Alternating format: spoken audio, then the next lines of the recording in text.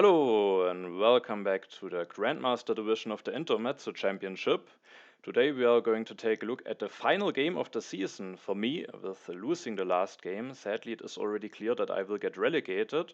However, the most important thing of the season still has to be decided because both totsilence and Eepogi still can win the league, and whoever finishes before the other in the last game that we are taking a look at today will at the end win the league. So that will be a very exciting finish. And without further ado, we are hopping right into the game.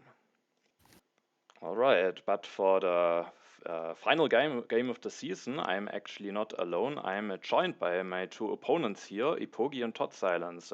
Welcome, both of you. Yeah, hello. This is totsilence. Thanks for having us, Weidenbaum. Yeah. Hello, this is Eepogi. Yeah, thanks for having me too. Yeah, Always a pleasure. Yeah, I think it's great that we all found the time to record this together. I'm very excited, and yeah, it's of course the final deciding game, so a lot of excitement. And if you're fine, I think we will just start with immediately taking a look at the game. Yeah, let's go. All right. Yeah, let's go. Let's maybe quickly take a look at the leaders and wonders. I think I will do my normal quick overview, and afterwards you can maybe add some other things that you maybe see in this leaders and wonders mix. First of all, we have some theater synergy with Fleming, Chaplin, and Hollywood in H3. There's also Bach and Antoni Gaudi in H2. We have Pierre together with the internet, which can be a strong combination. We have Steve Jobs, Marie Curie, Einstein as some lab leaders. And also the spaceflight is there. There's the Red Cross in H2. We have some strong wonders, the Ocean Liner Service, Harvard College, the Suez Canal. There is also James Cook, so definitely some colonization payoff cards. There's James Watt, but no railroad. There are two military action leaders with Robespierre and Catherine. There's also Maria Theresa together with the Ocean Liner. We have Columbus and Eleanor, who can maybe work nicely in a colonization game. We have both Gutenberg and Leonardo. We have Saladin, Michelangelo, and Joan of Arc. And from the wonders, we have Himeji Castle, but no Great Wall, Forbidden City, St. Peter's, but no St. Peter's Basilica, Universitas, but no Silk Road, and also Machu Picchu is there. Then, is there any special combination or something interesting that you notice in this Leaders and Wonders mix? I think you summarized most of the important things as usual. But I mean, maybe you didn't mention Hollywood and Chaplin, and there's also Bach.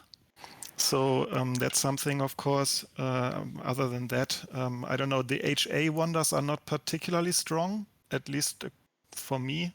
A library, of course, and Stonehenge can be fine, but other than that, there are three of them which probably don't really should prioritize. I don't know. Maybe Colossus has seen some recent rise in popularity, but for me, it's still not the go-to. I don't know. Yeah.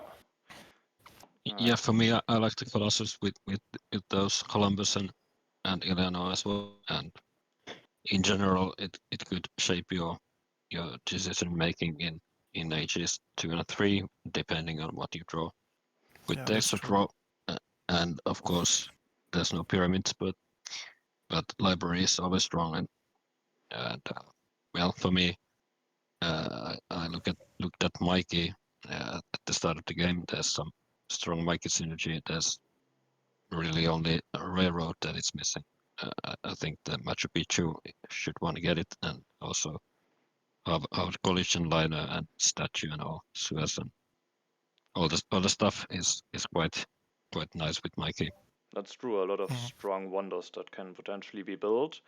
All right, then I would say let's start with seeing how the game is starting. I'm playing in first position here, and my first decision I think is not that difficult. I have the chance to take Hammurabi here, and I think he's just a very strong leader to have. So I take him here. There is of course the Colossus, which maybe one of you will take now. So maybe there's the chance of an aggressive game, but I'm playing in the first position, and I think Hammurabi is just too strong, so I go with Hammurabi here.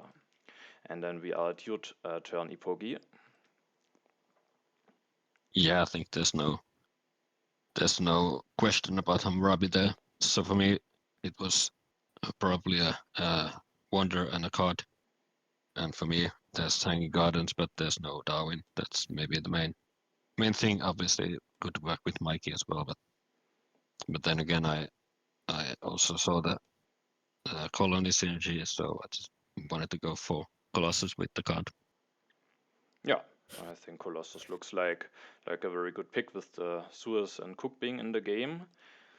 And then we are at your turns, totsilence. Yeah, here I went with a Stonehenge, and actually I passed on the Patriotism A. I'm not exactly sure why I didn't go for Ashoka Hanging Gardens. That could have been another way. I mean, Ashoka is quite strong in third position, but I do like the Stonehenge quite a bit more than the Hanging Gardens. Yeah, still not sure. Like looking back at it, maybe if I would have played this again in a vacuum, maybe I would have gone for Ashoka Hanging Gardens. Maybe at that time I had some bad experience with Hanging Gardens. I don't know exactly why I went for this one, but it's would have been worth considering, especially since there are no other leaders on the row. And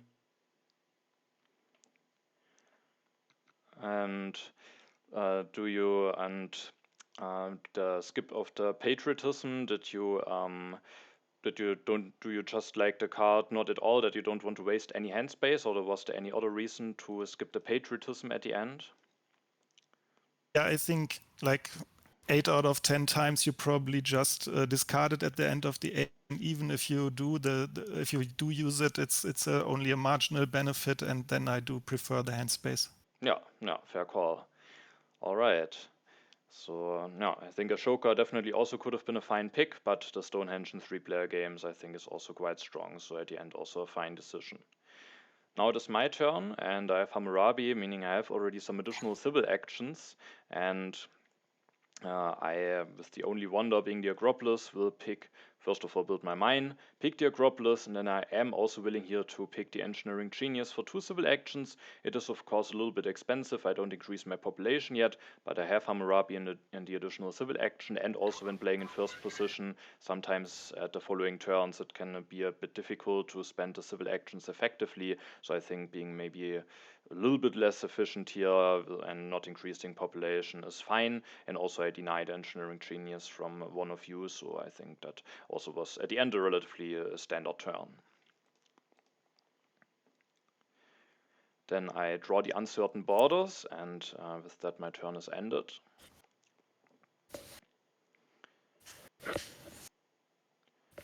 So yeah, for me, yeah, at the start I knew that probably there's going to be no leader for me, or it was at least maybe even for sure that there's no leader for one for me. But there's Confucius for 2, and I just get him online, and plus building the first mine. So I have no free pop either, but then again, it should be fine. And yeah, just having Confucius online sooner, I just valued that. No, I think that is at the end probably what you have to do. I have to say I was quite happy that I saw that probably both of you need to take a leader for 2 civil action, or maybe even skip a leader. So that was quite some good news for me when I looked at the card row. Yeah. Me? Yeah, I actually drew Crusades and Crusades, okay. Yeah, okay. And for me, I have to go with Alexander, which is also on 2CA. So that's because I have a wonder that already, and with Alex, you don't get the civil action back. So at least Eepogi also had to pay 2 civil actions for the leader. But there is already some civil action debt piling up in my civ. So maybe Ashoka would have been fine in the first turn, but now it is what it is. And at least both of you also don't have a free population, because I'm going to elect Alexander and build the mine, and also stay without the free pop. Yeah. So at the end, Yes. Taking Alex probably never a great move for 2 civil actions, but yeah, I think probably what you have to do here, and with that a little bit unfortunate card draw, maybe in hindsight a Shoka pick could have been better, but at least you still have the Stonehenge, and that can still generate some value. Yeah, but at least there is Code of Law and Monarchy coming down the road, so if we be able to get one of them, that some of the deficit. Yeah, no. Then it's my turn. Yes, sorry, especially with the Stonehenge. To invest the additional science. At my turn, I will start by increasing my population, just getting me out of corruption. And then there's a card that I kind of like to take, the Monarchy. It's strong together with Hammurabi. It's of course also strong together with the Acropolis. A little bit of an anti-synergy because of course if I do a revolution with Hammurabi, then it's not as effective, but I have a nice choice. Either maybe I do a revolution if nothing better is available as an option at one of the later turns, or I can just take it and develop it peacefully with the discount of the Acropolis. I definitely wanted to take the Monarchy here. Then I still have 2 civil actions left. I thought about just building the lab, increasing my population, preparing myself to do a revolution, but as said, with the Acropolis, probably it can also be fine to develop it peacefully, and there is actually a breakthrough available for 1 civil action, and at the end I didn't want to miss out on that card. So instead of both increasing my population and building the lab, I only built a lab to get my science production going, and then with the last civil action took the breakthrough. So that I have some additional science, can maybe develop the monarchy peacefully with the Acropolis, and afterwards hopefully still have a fine amount of science left. Then I draw the barbarians. And we are 2-turn Eepogi. Yeah. So yeah, I agree with your analysis. I think the breakthrough is very nice for you, and it's just a very clean turn and leaves you open for many options. So I had Crusades and Legion in hand, and obviously I could see the Legion as well, but then again, I might need it. And yeah, just to have a tactic is maybe just more valuable. And with having Colossus in the works, I might even win the Crusade, so I was willing to see the Crusade. And from that on, I think there's some interesting cards. As said, there's Code of Laws for one. So there's an argument for just taking that, since it's very nice for totsilence as well. But mainly with Mikey being on the game, I just wanted to have the early iron rather, and then I didn't want to delay my science production either, not just taking Code of Laws, even though that maybe could be fine also to take both Code and Iron, but maybe there was some corruption as well.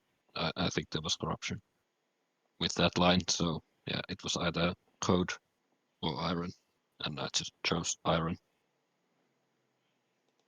Yeah, I think that should be a fine choice, even though I didn't like it to see that Code of Laws will now be available for totsilence, who has the Stonehenge. Yes, so in my turn, I used Alex.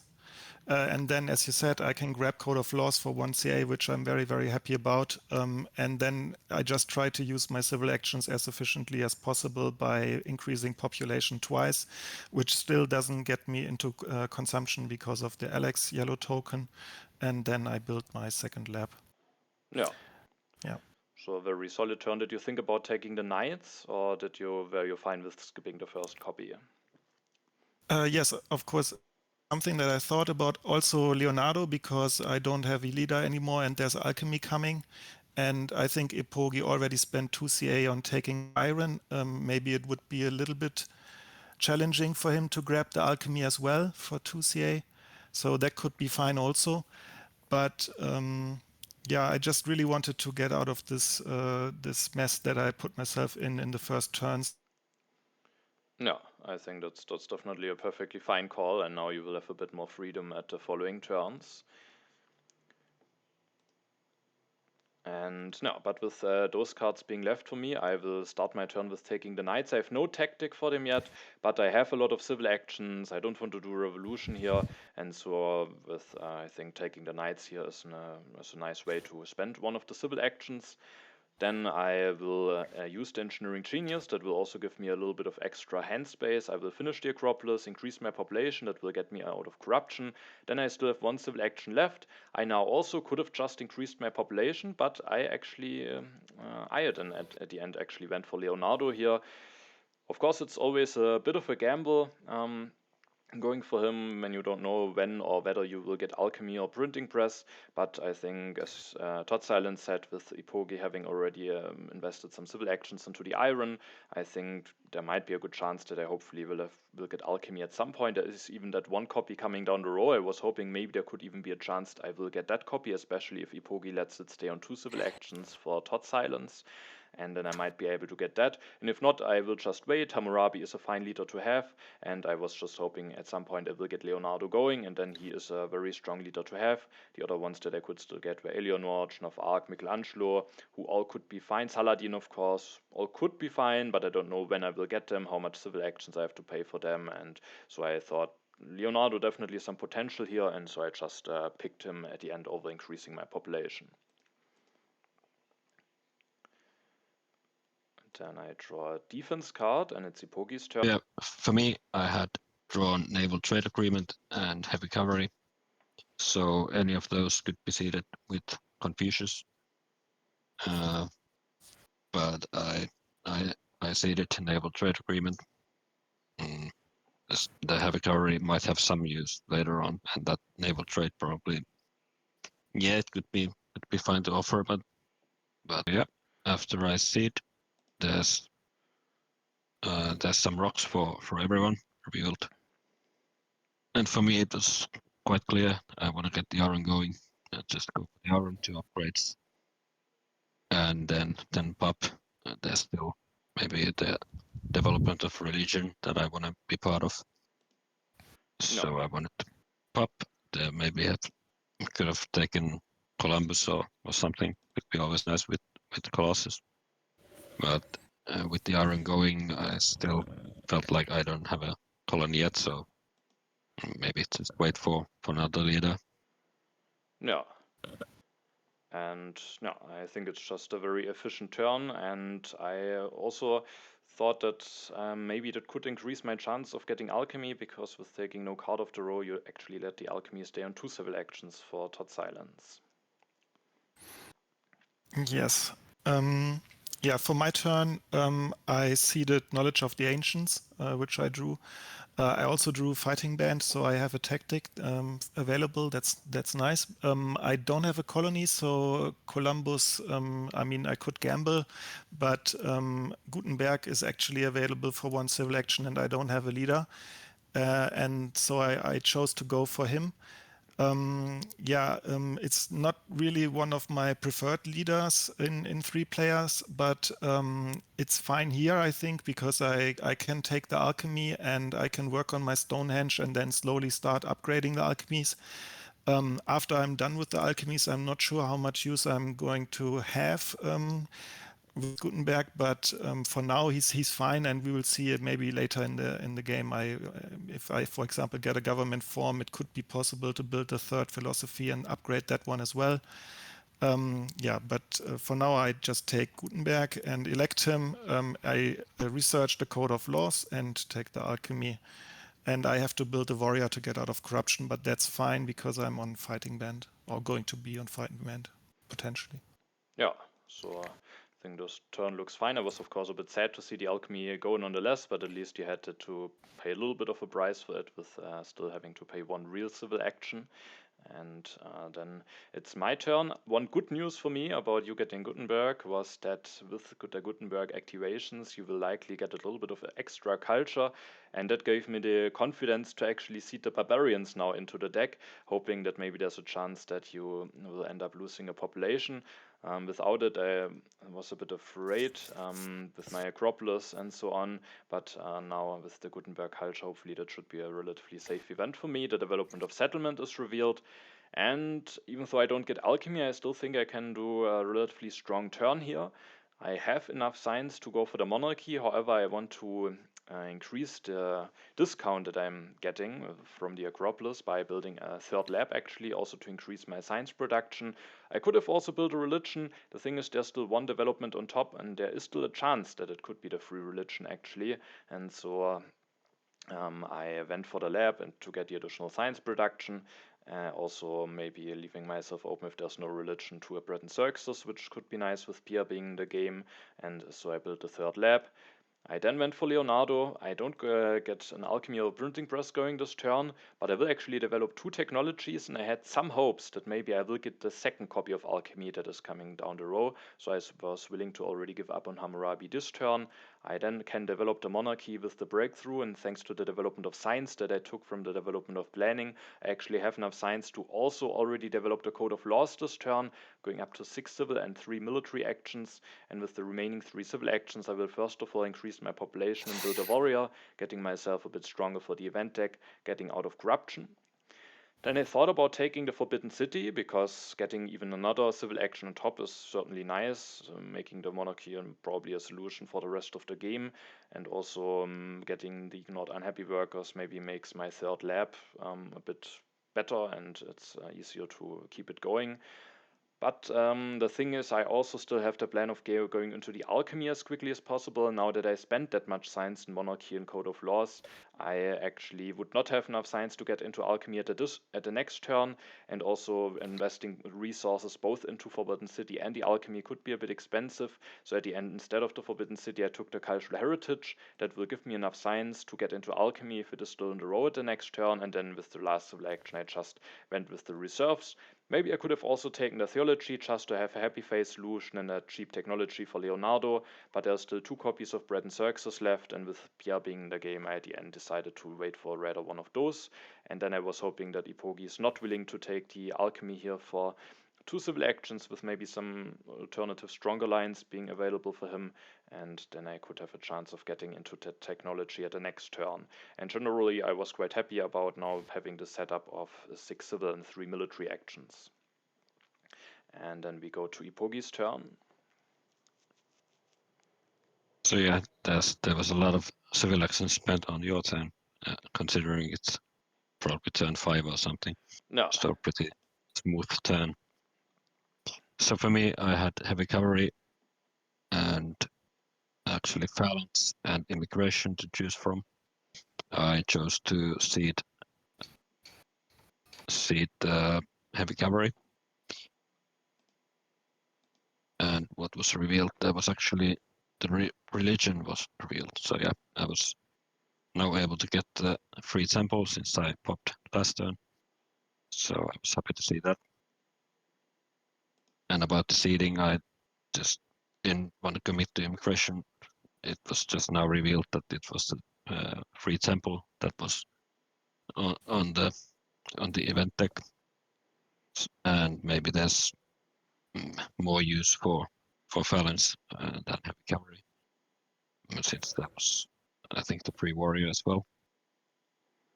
No, there was not a free warrior, but yeah. And the first knight was taken, and the second knight I won't be taking.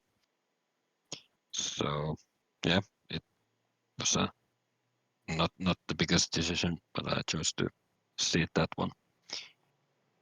And once I got the temple, I just wanted to upgrade the last iron, plus start with Colossus, and popped and took theology since I had the immigration in hand. Could be fine having theology anyway, and plus the immigration that I have.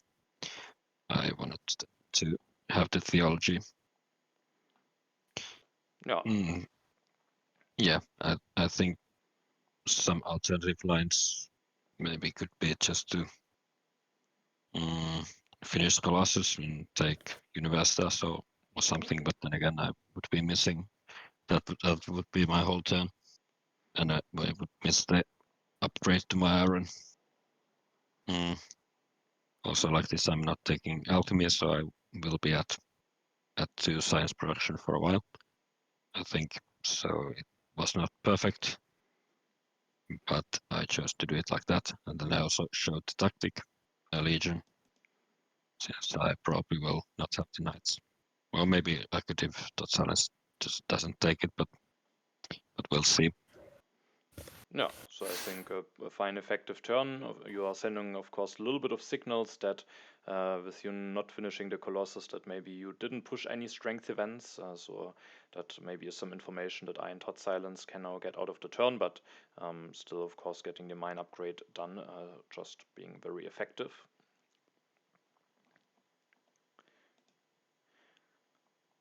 Alright, and we are totsilence turn. Yes. On my turn, I seeded Rebellion. I actually had it in hand already at the turn before, and I'm a little bit sad that I chose to went for the Knowledge of the Ancients and not for the Rebellion, because I have the Stonehenge and you don't have a Happy Face Wonder. Now the Religion event was revealed, so it maybe doesn't matter that much, but it could have been very swingy if that would have been revealed, especially with Confucius in the game. That could have been a nice chance to exploit my happiness phase from the wonder. But now I seeded it eventually, so it's in the next deck. And here I developed the alchemy with Gutenberg and just finished Stonehenge. I still want to use my civil actions as efficiently as possible. I mean, knights could have been a consideration for 2 civil actions, but the other cards on 1 CA, eventually I go with the reserves. Yeah, I don't really like the reserves that much, of course, but it's something that's available for 1 CA, and that was eventually what I decided to do. Yeah. Yeah, and I think with being on bronze mines, the reserves can still be quite helpful to get some additional resources. Yeah, and also the flexibility. Yeah, that's true. And as for draws, I revealed the fighting band, so I only draw 1 card.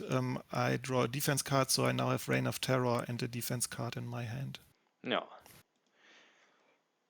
And now at my turn, I went with a little bit of a risky seed, but at the moment I'm the strongest, and of course Eepogi maybe showed some signs that there are probably no strength events in there, but who knows, maybe there could still be a strength event coming. And also I have actually knowledge about the barbarians, and at the moment totsilence would lose the population to that event.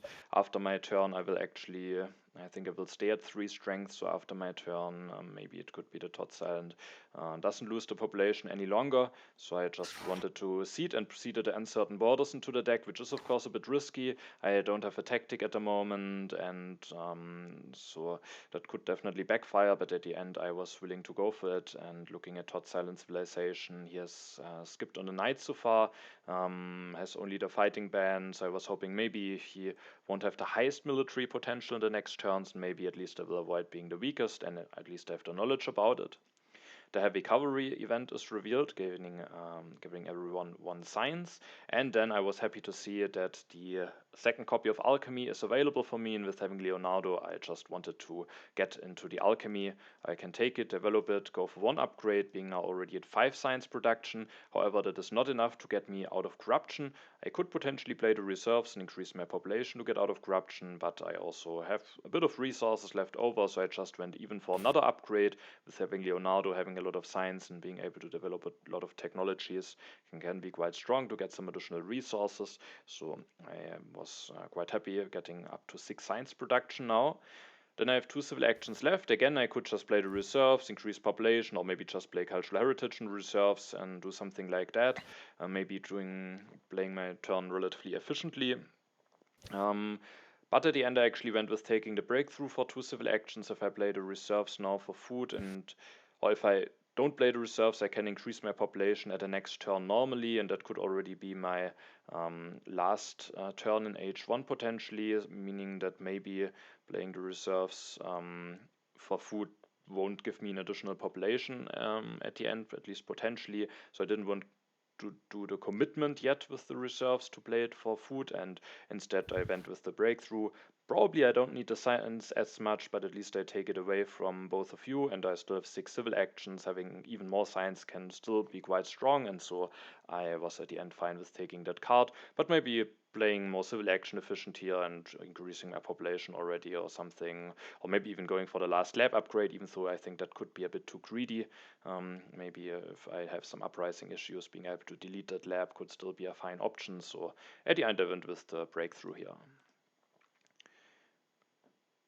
And then I get some draws. I have the Legion tactic now that I was happy to see. It could help me avoiding to be the weakest, maybe even getting the strongest. And then, yeah, we had your turn, Eepogi. Yeah, so I had Phalanx and Immigration in hand, and obviously I could still see it as Confucius, maybe the Phalanx. But then again, it's maybe if you both seed as well, then the deck might flip, and I want to have the Immigration in the next deck for sure. So I decided to seed the Immigration after getting the free region and taking Theology. I could have a nice way of at least have two happy faces. Might be enough to get the pop. And yep, I was preparing for Mikey, and I just went for him right away. I could take him for one and just get the Colossus finished, and then take Himeji. Castle, there's Taj Mahal also, but I think Himeji is way better. And I actually, I seeded, and I revealed my own Crusades. I obviously knew it was in, but obviously it's not the biggest strength event to lose. I mean, obviously I could use the culture as well, but I was willing to seed since it did not damage my economy or anything. And at the end, I did not need to build a warrior, I think, to get out of corruption, but I still did to make me strongest for now. And like this, I won't have the resources for sure to finish Himeji next turn, but maybe there's no follow-up wonder. There's only Machu Picchu coming. And there's irrigation also still in the deck, but let's see how the deck moves, if I can go for the Machu as well. No. And I have, for now, I have Pestilence in hand also. So I have Pestilence and Phalanx in hand. Yeah. Okay. For my turn, I make a little bit of a questionable choice. I think in hindsight, because I seed the Reign of Terror here. I mean, I do get the Knights now, and the Knowledge of the Ancients is revealed, which I also didn't like that much because it allows Eepogi to finish. But this turn I just grabbed the Knights and a couple of yellow cards. I really need to get some resources in hand because I'm only on bronze mines. I'm using Gutenberg to upgrade the Alchemy once, and then I grabbed the Rich Land, the Engineering Genius one for 2 civil actions, the Knights, and I think I increased my population. I haven't seen rats, so that's also something to consider. And then at the end of my turn, I draw Dark Ages and Open Borders. Of course, very happy to see Dark Ages with Stonehenge. It's always a big risk. But I'm happy that I drew it. And Open Borders is also nice because in 3-player games it's swingy, and I'm on 2 military actions. So it's something that may help me in the second age. Yeah, no, definitely some additional draws can be extremely valuable. And then it's my turn, and I saw that you didn't get stronger, meaning that with the barbarians on top, I have now the chance to seed an event and make you lose population. And the only event that I can see that I have in hand is the call to arms. And I have already committed to the uncertain borders, so might as well just continue with seeding the call to arms, especially now that I have the Legion tactic in hand. and there's still 2 copies of Swordsman left. I was hoping that with this tactic and with hopefully getting a copy of Swordsman, I will at least avoid being the weakest, maybe even manage to be the strongest, and so I seeded a Call to Arms into the deck, and the Barbarians will cost totsilence population. And this turn I went for a little bit of a speculative play. I went for the cartography for 2 civil actions. I have a lot of civil actions and I have to spend them somehow this turn. I could also just think about getting iron for 3 or something. I think I thought about the bread and circuses, just building one of them this turn. So I think I have some different options here, but I thought the cartography could be nice. First of all, it gives me 1 additional strength, and that could potentially be useful to avoid those strength events that I know that are coming. And also we still have this colonization synergy in H2. Eepogi had a Colossus, so I thought it could definitely be possible that maybe 1 or 2 events are in the current event deck. Of course, I don't know it, so it's a bit of a gamble, but also with Leonardo developing a cheap technology gives me 1 resource, so at the end I just thought it's fine, maybe even if there are no colonies coming at the end.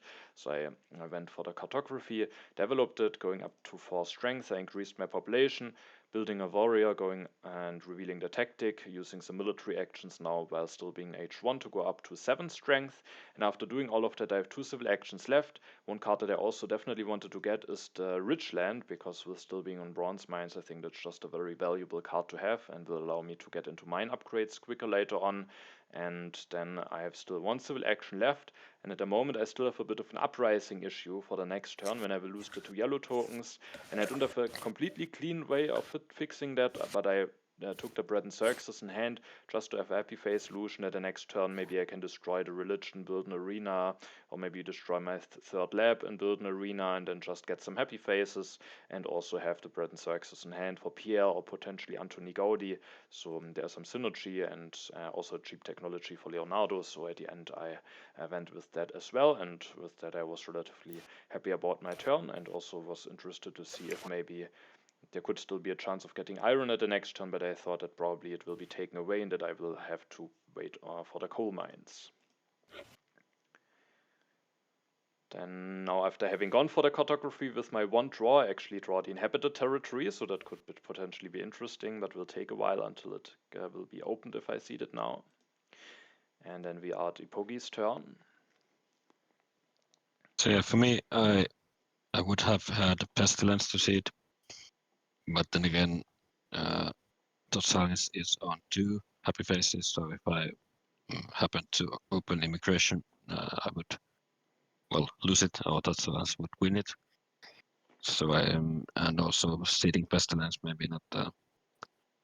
Yeah, it's just nice to know that there's no Pestilence in the deck for now, so I didn't feel like I have to seed it anyway.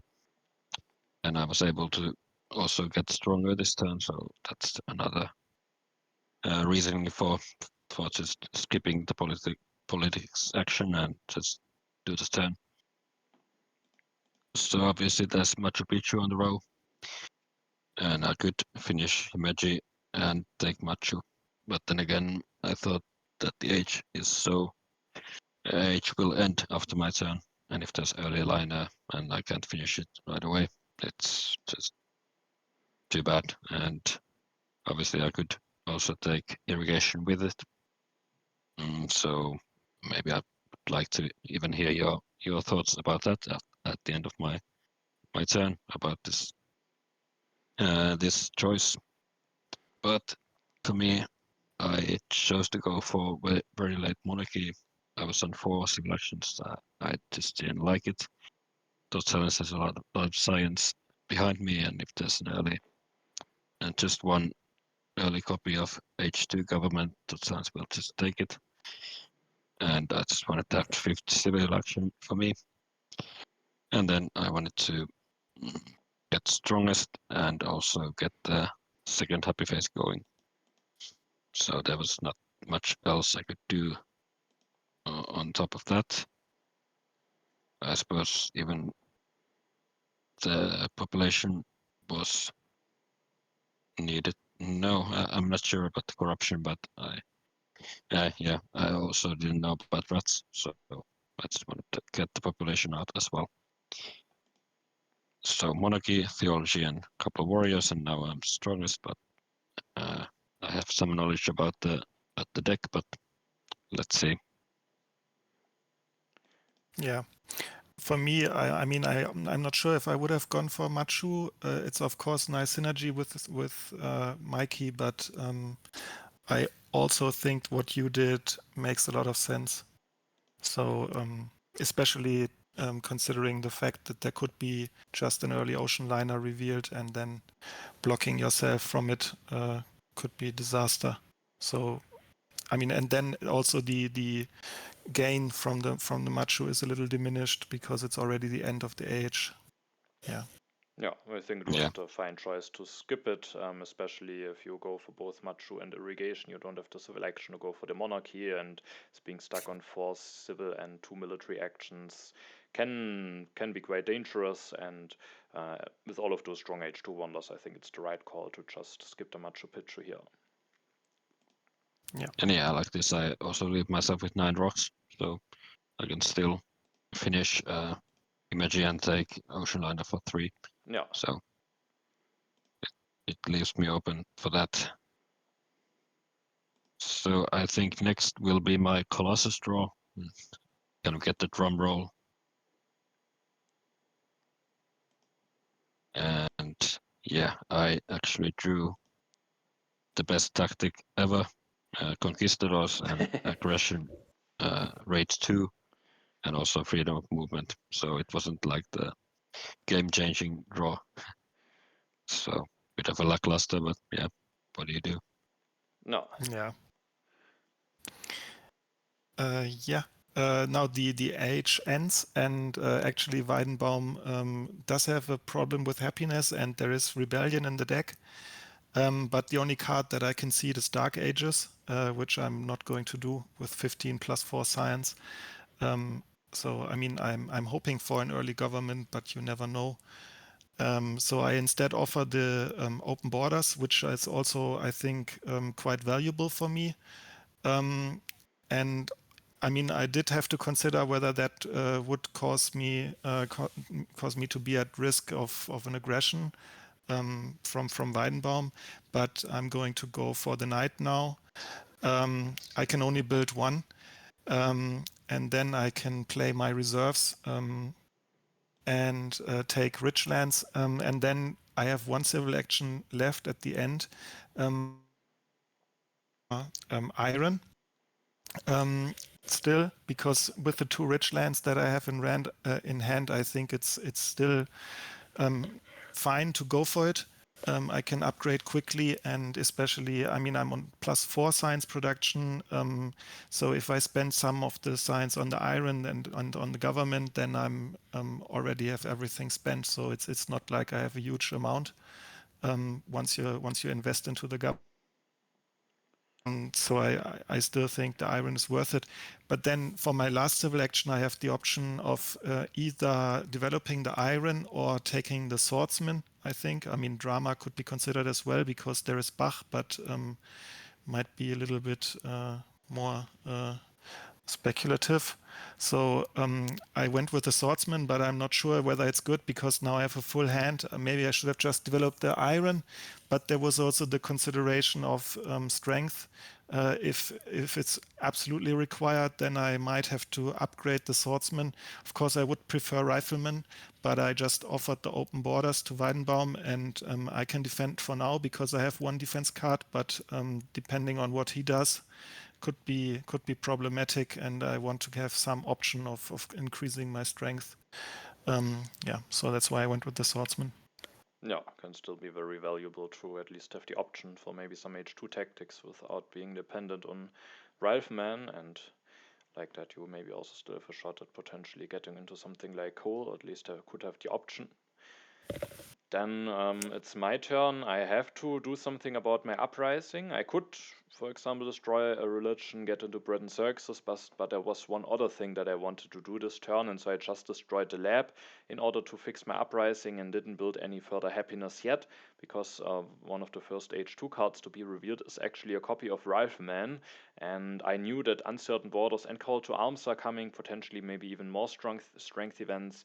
Eepogi did even build a 4th warrior in addition to the legion tactic at the last turn to get stronger, so maybe there even some more strength events coming, and also both Eepogi and totsilence maybe could use the rifleman quite nicely, so I was willing to pay 3 civil actions for them, and then I also developed them immediately, went for 1 upgrade.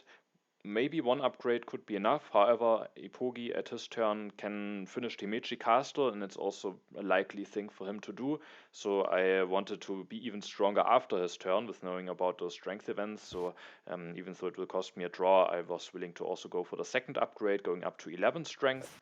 Hopefully with those Riflemen I actually have a real shot at maybe winning those strength events. And then I have 1 civil action left. I could have just played a cultural heritage or the reserves or something, be civil action efficient, maybe also already developing the bread and circuses could be an interesting idea.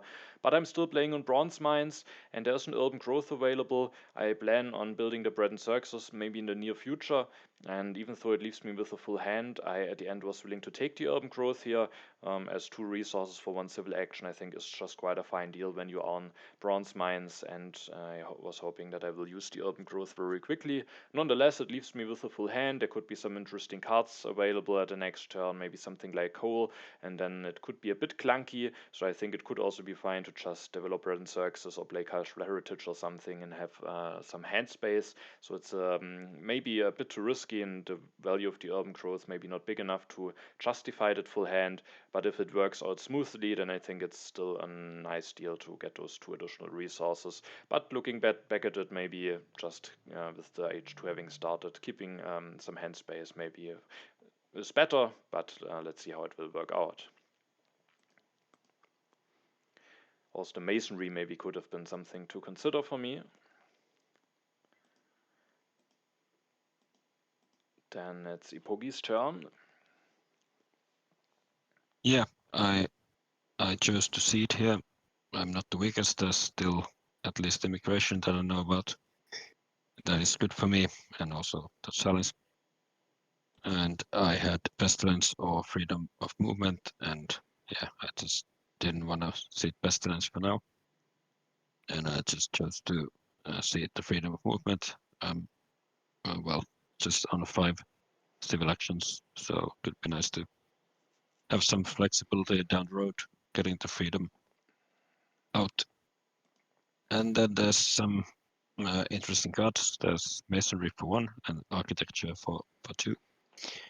And mainly, yeah, for me it was masonry was better, since like that I can afford scientific method next turn, should be available. So with that I was willing to just take the masonry for cheaper, even though architecture would be even nicer. But then again, there's Ocean Rider. That doesn't make a difference. Masonry is as good as architecture for that, and also some other wonders.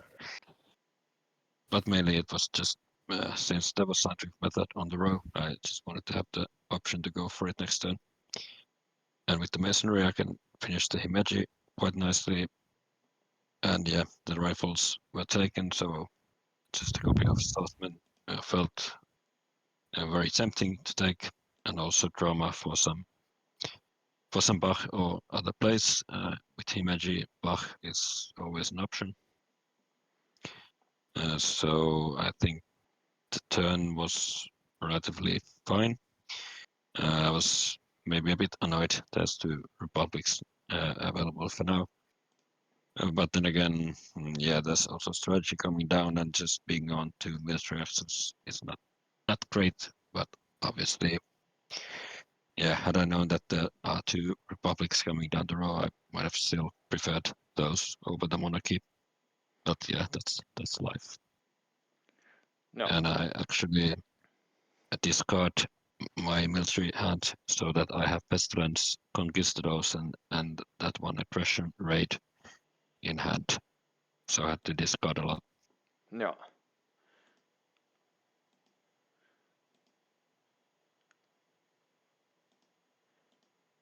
Alright, then we can go to totsilence turn. Yeah, on my turn, I have to do something about strength, And I mean, I don't know at this point, of course, that you ceded uncertain borders and call to arms, but I know about Reign of Terror that is in this current deck. So there's some problems coming down the road for me, some pain train.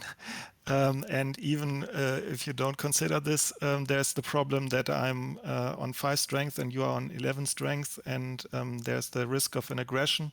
So that's why I think I have to go for strategy this turn, even though, of course, I would much prefer to go for the Republic. So that's why I research the swordsman and upgrade twice to get out of corruption, and then I take strategy for 2 CA and I research it. And with my last CA, I take the Republic, which is, if I should be able to get into that one, a great government form with the strategy. Yeah, and I didn't use my politics action this turn because I was afraid of Reign of Terror would have been a bit of a disastrous time to hit it. And also I drew only international agreement, which I'm not sure whether it's good for me at this point. Yeah, and at the next turn you have 3 food accumulated, so if maybe just the event deck stalls a little bit, then at the next turn you maybe have the chance to actually get a bit stronger again. So better to maybe not push the event deck forward here. And then we are at my turn, and at my last draw, I think I didn't mention it, but I actually draw an interesting event here, and that is the terrorism. At the moment, I am actually behind in culture. It's still relatively close, especially to Eepogi, but now with having finished the Meiji Castle and having gone for the theology with Michelangelo, Eepogi has now quite a bigger culture production than I have, and while it is not completely safe, I think that terrorism has just some great potential, and so I pushed it into the deck. Also, I am the strongest, so I was hoping to reveal one of those strength events. I was a bit unhappy that when I saw that the rebellion came out, as I was hoping to maybe see those strength events relatively quickly, but I have another chance to see them now, and there is actually one reveal that I didn't have knowledge about, which is the Reign of Terror. And then for my turn, I had a tough call to make, because there's actually the Ocean Liner service available on the row. But with me having only 4 civil actions this turn, taking it means that it is my whole turn just to go for the Ocean Liner, which is maybe somewhat fine, but one thing that I didn't like about it is that I now have a chance to actually take the cannons for 1 civil action, and yeah, I need to skip those if I go for the Ocean Liner service. Also architectures, for example, could have been an interesting technology, so I thought about turns where I maybe just ignore the Ocean Liner, maybe build a Breton Circus, take the cannons, and just do some relatively efficient actions. Especially because for myself the Ocean Liner is strong, it's early, but I don't have any additional production, so it's also a bit of an investment. I could potentially finish it at the next turn if I play the reserves for resources and develop a technology with Leonardo, but it would take my whole turn, so I don't know. No, it could be a bit costly, but with the additional resource from Leonardo and with it being quite early, I think even with not having that great of a production, it's still a very strong wonder for me. And if I don't take it, then I let it fall down for in the 2 civil action area for Eepogi, who has Michelangelo in the masonry. And at the end, I just felt that is too strong. No, it might be too strong for him to get that just a lot of value. Maybe he will just get Harvard soon or something and it won't do a lot, but still I think the Ocean Liner would have been very great for him. I still thought about if it maybe is necessary, because now that I take the Ocean Liner, Eepogi can just go for scientific methods, which is maybe not as great, but still a nice upgrade for his civilization. So I thought about, is it really necessary? But at the end, I thought it's still a strong pick for me. It's a bit risky with missing out on the cannons, but at the end, I thought having the Ocean Liner is just very strong. And at the moment, I'm somewhat fine with my strength. I actually have drawn the Hussars tactic, which is not ideal, but at least I have one tactic in hand that I could use without a cannon. So at the end, I was willing to miss out on them and spend my whole turn just to take the Ocean Liner. Then I draw another colonization card, the Politics of Strength and the Vast Territory. Then it's Eepogi's turn. Yeah, just after that, I agree with your turn.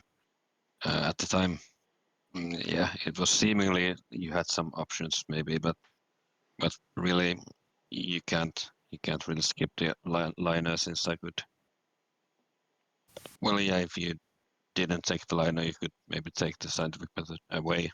But but yeah, if you left scientific method on the row, I could even go for one upgrade plus take the liner. So yeah, I think just taking the liner is the best play for you. And I was quite annoyed by that, but yeah, that's the Mikey dream wonder. But now I have to find other ways to get population.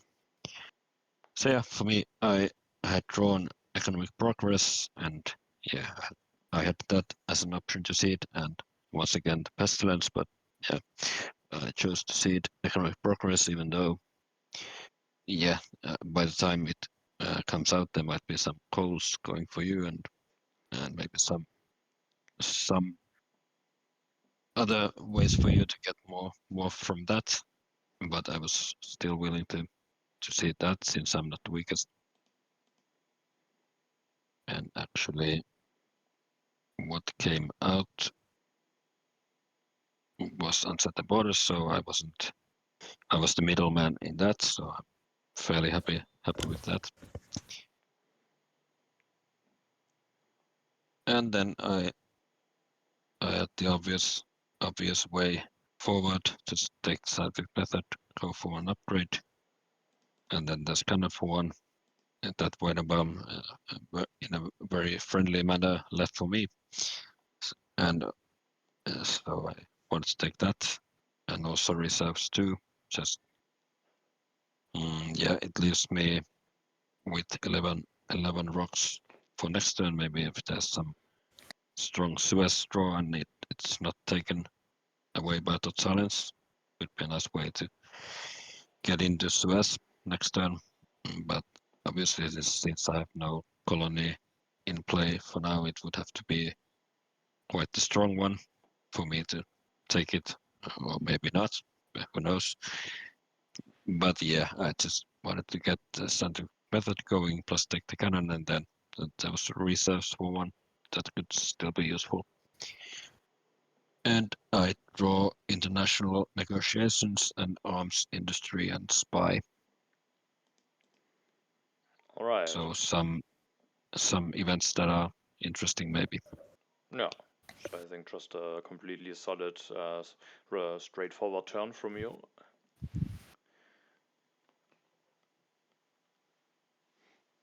And then we are at totsilence turn. Yeah, and this turn is for me a very important one. I offered the scientific cooperation, which I drew last turn to Eepogi.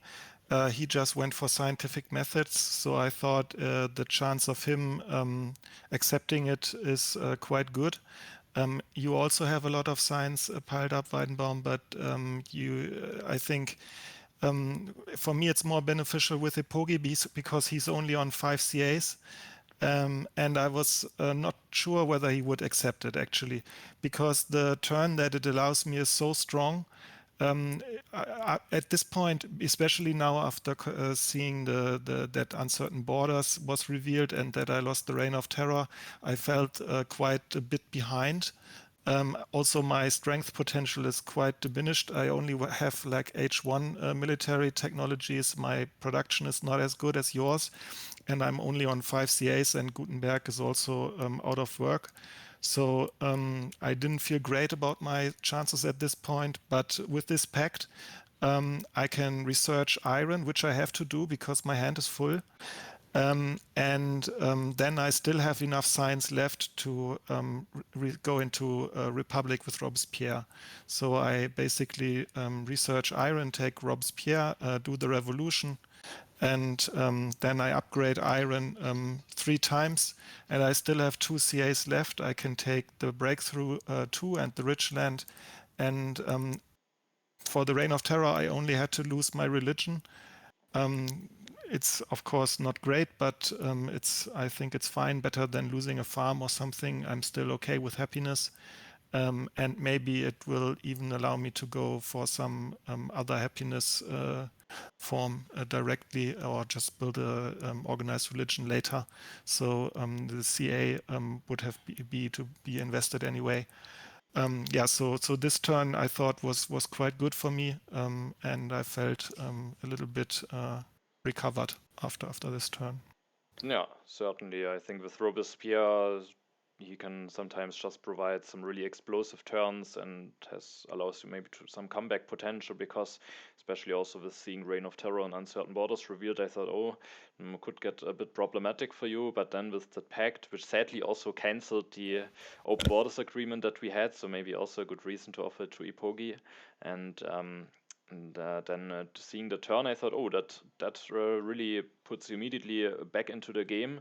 And now with being at 8 civil actions, having a solid production, no, so you certainly have a good position to play from, even though you are still maybe on those H1 military techs. But yeah, definitely a very, very big improvement with Robespierre here and this triple mine upgrade. Yeah, I was quite. I was not happy to accept the pact, but then again, what's really my option to maybe ignore it, and then he offers it to you white and bound, Yeah, and I then mean, it's not that great. And then it's a turn later, but then again, I saw the strong turn you're gonna get with it, but I still wanted to take it. it's also a bit funny because I knew, at least I think I know how Eepogi feels about this pact. I remember him writing on Discord, it's the most OP pact in 3 players. So I was kind of sure that, well, not sure, but I thought it would be very likely that he would accept it, and especially if you then consider that I would afterwards offer it to Weidenbaum. Yeah, No, no, that's still And I quite also early, had so some still cheap decks in hand, so no. yeah. So still could have also been a good pact for me and totsilence. So I think yeah, probably you have to accept it because the danger of then me and totsilence having the pact is maybe just too big. Then yeah, we are at my turn, and I'm still the strongest. I know that there's still one strength event in the deck, the Call to Arms. So I wanted to push. I could push the Politics of Strength, and at the moment I am actually the strongest. But the thing is, I still need to finish the Ocean Line. I want to get into coal. That will all take a lot of resources. So I felt like maybe I rather don't commit to a strength event here and leave myself the option to maybe also just focus on economy upgrades. And what I also have is actually still the cartography that I developed earlier on, and I have drawn some colonization cards. I have 2 colonies in hand, the Inhabited Territory 1 still, and the Vast Territory 2. And here I see the Inhabited Territory 1, because while I maybe am the best prepared to win the colony, I also thought that both of those yellow token colonies, I'm the one who needs them the least with having the ocean liner, so I didn't want to put the bigger one in there and just went with the Inhabited, still hoping that maybe I have a shot at winning that relatively cheaply with my cards in the cartography. So I seeded, and the event revealed is the immigration that was seeded by Eepogi, and he also managed to prepare for it nicely. And then it's my turn. I start my turn with going for bread and circuses, and then I said at the last turn I could potentially just develop bread and circuses, play reserves for resources, and just finish the ocean liner. But there are 2 cards that I think are very interesting for me to take. First of all, there's Maria Theresa available for 1 civil action. She's of course very great with the ocean liner, so I would miss out on her. And also there's the engineering genius. If I don't finish the ocean liner this turn, I can use this extremely effectively on the ocean liner, and 4 additional resources are just very strong for me at this point with still being on bronze mines. So I thought it's better to not finish the ocean liner already this turn. Instead, I make space in my hand with developing the bread and circuses. I will build one with using the urban growth, taking the engineering genius, building a step of the ocean liner to get out of corruption, taking Maria, and then playing the cultural heritage. I could have also built another step of the ocean liner already, maybe allowing myself to have more civil actions at the next turn when I maybe want to finish it anyway. But I also felt like with the architecture coming down the row, maybe it will be taken away, but there's a chance that it will be available, and then I could at least use it for the 2 steps in the middle, maybe if I want to develop it, as I have still a lot of science, and saving even more resources with the architecture could also still be quite interesting. So I played the cultural heritage, as I probably want to play it at some point also anyway, and then I thought I can just finish the Ocean Liner at the next turn. Still need to wait for coal, but I was quite happy with getting Maria and the Engineering Genius, and hopefully being able to build up some economy soon with Ocean Liner, and then maybe at some point a copy of coal. I keep all of my colonization cards in hand. I draw even another one, and I think there was one mistake that I did during this turn, which it's not a clear mistake, but I think I should have actually elected Maria Theresa here already. I thought when I took a look at both of your turns that maybe you won't really get stronger. totsilence has no happy population that he can easily get. Eepogi could get into Swordsman, but it would cost him a lot of draws, and I thought maybe he would still want to leave him open for the Rifleman. So I was thinking maybe I will remain the strongest, and then Maria Theresa would only give me one resource at the next turn, and that's not that relevant. But the thing is, I know that I just have seeded the Inhabited Territory 1, and there is a chance that it will be reviewed before my next turn, and then I could get the population out of the Inhabited Territory 1 with Maria, and I also maybe would get weaker, meaning that I would get actually 3 resources out of her already at the next turn. There's at least a chance. Of course, I also have a lot of science with Leonardo, and maybe I can develop some technologies for resources. But with the Inhabited Territory coming, I think maybe it could have been worth the shot to just elect Maria already, and then maybe have the potential to gain 3 resources out of her, and potentially already a science and culture out of the Inhabited Territory. Then it's Eepogi's turn. So yeah, there's only one card left in the event deck before it flips, and now at last I'm actually willing to see the pestilence. So Weidenbaum, you did not finish the liner yet. You have no free pop, so it could cause some issue. And for me, I will have to free pop with immigration, even though it could be nice to have the population at work as well. But I thought it could put some brakes on you, on both of you. You both don't have a free population. As an alternative, I would have international negotiations, but I would have no viable tactic for now. In arms industry, you have the rifleman, and I have cannon in hand. But let's see when I can go for the cannon, and I just wanted to see the pestilence. So if it comes out like very quickly, it could hurt you a bit as well as me as well, but maybe you relatively worse. So I see pestilence, and there's actually call to arms coming out of the deck, which is obviously a bit annoying always. Be on 5 selection and lose one civil action. I actually drew, I think it was just an impression that I drew with it, so it wasn't like a useful tactic or anything. And as for the turn, I ended up taking Suez for 1. And if you have been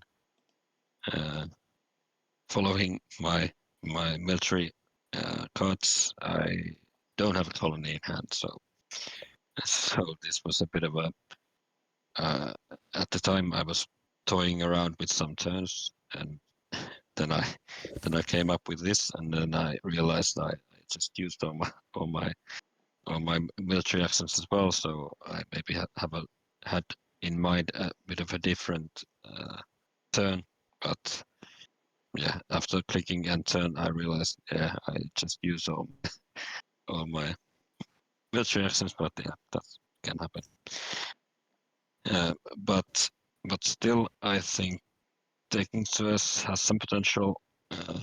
totsilence has a lot of civil actions for now. He has EG1 he wants to use, so if there's maybe Howard College coming out of the deck, I won't be seeing it if it comes out on totsilence's turn. And so I felt like Suez for 1. It has still some potential, even with this bit of a blunder slash weird turn that I ended up doing. I have then again drawn a lot of cards. I haven't seen any colonies, so the deck is getting thinner, and I haven't seen any colonies, so I might actually draw one. But for that, you need with reactions. So yeah, I still went for it, and I also had to take selected breeding just to have it as an option. But with this, I actually at least get stronger, and also can take urban growth for next turn. No, so And also I'm not drawing a colony this turn, but at least have a turn for next turn where I just upgrade my lab and also go for the food. Well, then I can get the full draw at least once, and maybe twice if the age doesn't end. So at least I'm getting stronger, and I have a turn next turn not involving finishing Suez. So have some things going for me, but yeah, maybe not ideal. no, so an interesting decision here to take the Suez Canal with no colony in hand. So let's see how that will work out. But yeah, you still will have some draws, and I mean, if you should not get a colony, at least you got a civil resource for civil action. But of course, you would block yourself from other wonders if you don't finish it. So yeah, interesting call, but don't know if maybe totsilence had a colony in hand where he potentially planned on going for the Suez here. So let's see what totsilence will do at his turn. Yeah. So actually, with the call to arms, I drew the inhabited territory too. And I think because population is my main problem right now, I think inhabited 2 is one of the most valuable colonies that I could possibly get. And I think with the Suez available, I think I would have gone for it. Especially Yes, since I I knew was, it. Yes. yeah, yeah. Especially since I wanted to find a way to use my engineering genius. And as you correctly said, Harvard College was another thing that I was looking for because the +4 science is not going to be sustainable for H3. Yeah, but neither of those wonders are available. There's only the Kremlin, which I can't go for. But I still chose to go for the navigation because I saw you take the Suez. Yeah, I thought there would be colonies coming. I have only one defense card, so I'm not well equipped. But if I should be able to snipe a vast territory or something with the navigation, then that could be quite big for me. And also, I was looking for cards to invest my science into because of the pact. And I have a breakthrough, and there's a revolutionary idea too available, and also architecture. So I'm looking at those blue tags, and I'm going for the navigation first because that also provides some strength, and I don't have a use for the architecture this turn. And then I'm going to take architecture and rev idea. No, I think with me having gone for cartography and Eepogi for the Suez, definitely some hints that maybe there could be some colonies coming, and yeah, so the navigation could just end up being a very useful technology. Yeah. One thing to point out is that I still did draw a tactic. So that seems to be the main problem that I will be facing with those H1 military units, and no tactic could be a problem in H3. No, coming especially up. with at the moment also still being a low population, so definitely a potentially dangerous situation. Yeah. All right, at my turn, I am not the strongest any longer, but I have now drawn quite a bunch of colonization cards. I even have that many that I can't keep all of them in hand potentially, especially the ones from H1 I might have to discard also soon. So with at least not being the weakest, I made a decision to put a popularization of science into the deck, which is at the moment relatively equal. So I was hoping that it won't be too swingy at the end, and so I seeded it. And it's maybe actually a bit of a swing which event is revealed here. Of course, I didn't know it during the game, but Eepogi at his last turn told us that he seeded Pestilence into the deck. And at the moment, I wouldn't have had a free population, but luckily for me, it is not revealed. Instead, the inhabited territory. And with that, I can actually make use out of all of my colonization cards that I have drawn. I win it for 8. and with that I actually win it just for a warrior, and I think getting those additional yellows is just very helpful. It will make it that I don't have famine issues in the near future with the ocean liner, and so I was very happy to win it. What I was not too happy about is that I didn't elect Maria Theresa at the turn before. Of course it could have gone differently, but now I am weaker. I could have won the inhabited territory, and that just would have created some strong value for this turn. So that at the end wasn't ideal for me, but of course generally very nice for me that I won this colony very cheaply. And in this turn, with having the engineering genius, with also planning to go for Maria Theresa now, I just want to finish the ocean liner service. There's also no coal on the row at the moment. I finish it with the engineering genius. But before I go for Maria, I actually do the decision here to go for the constitutional monarchy. And thanks to the Agropolis, that only costs me 8 science, of course. Maybe not ideal, upgrading from monarchy to constitutional monarchy. On the other hand, I have a lot of science saved up. Even with going for the constitutional monarchy, I should have no science shortage in the near future. If there's an early democracy that I could have taken, maybe I will regret this choice, but still being now in 7 civil actions is just even better. And also the 4th military action could be nice because it allows me to every turn use the resources of Maria while still drawing 3 cards. So I felt like the common is a good enough upgrade to invest into it here, and now that I still have Leonardo, I even also get a resource out of it. So I go for the constitutional monarchy.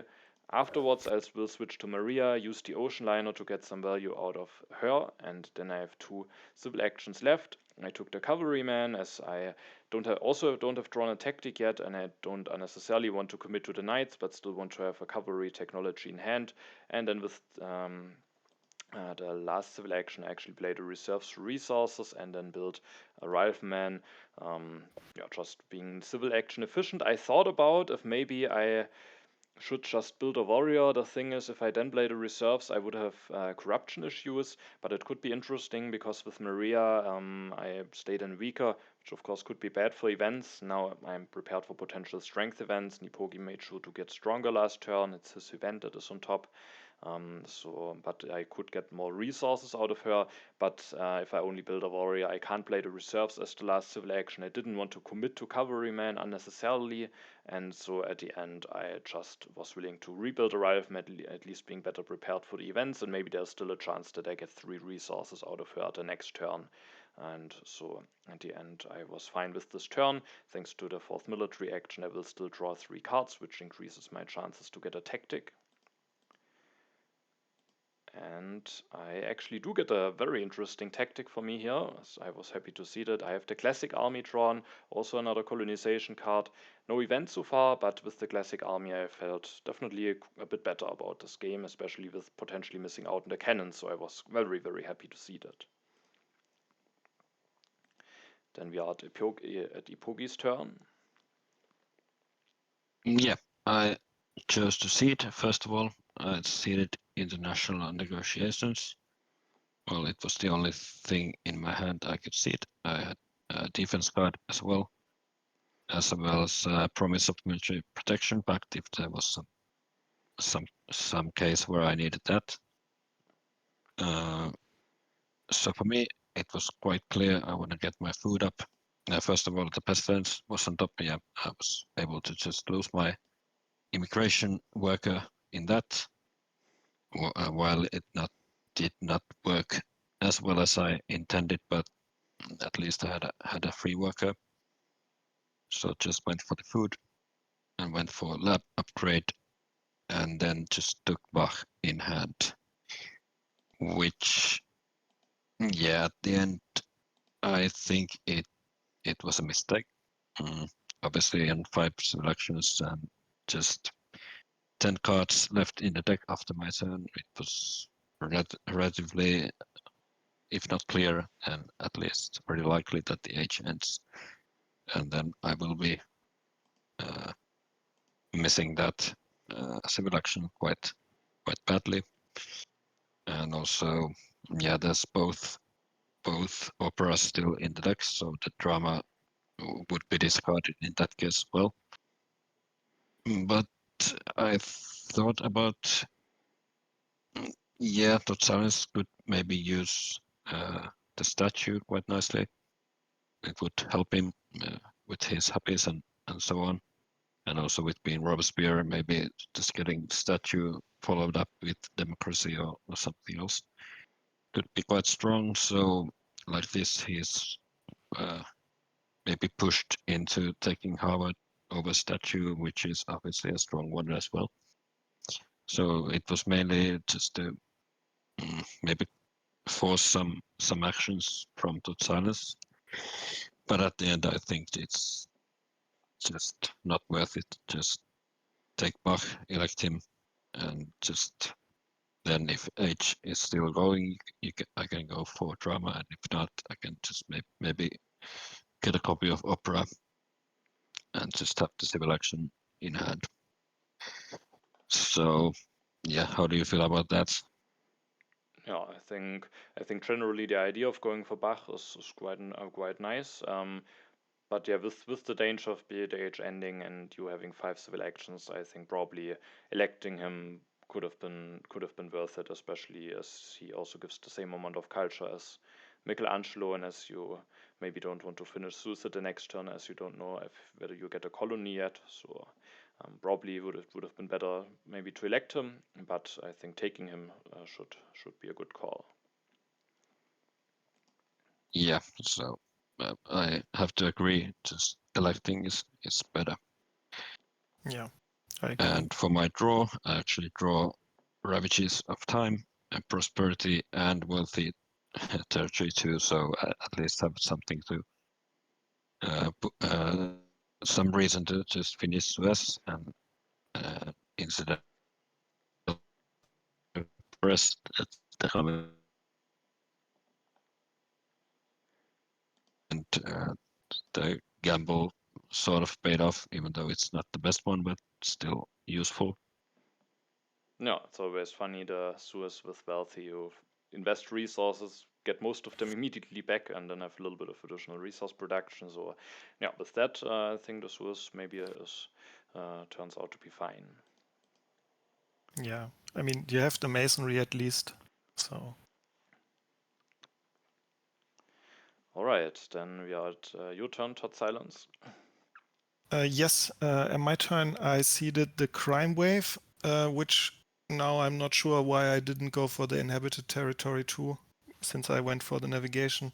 For some reason, I thought the crime wave, I mean, it's not an impactful event, so maybe I just wanted to play it safe a little bit and see if I should be able to seed the inhabited territory later.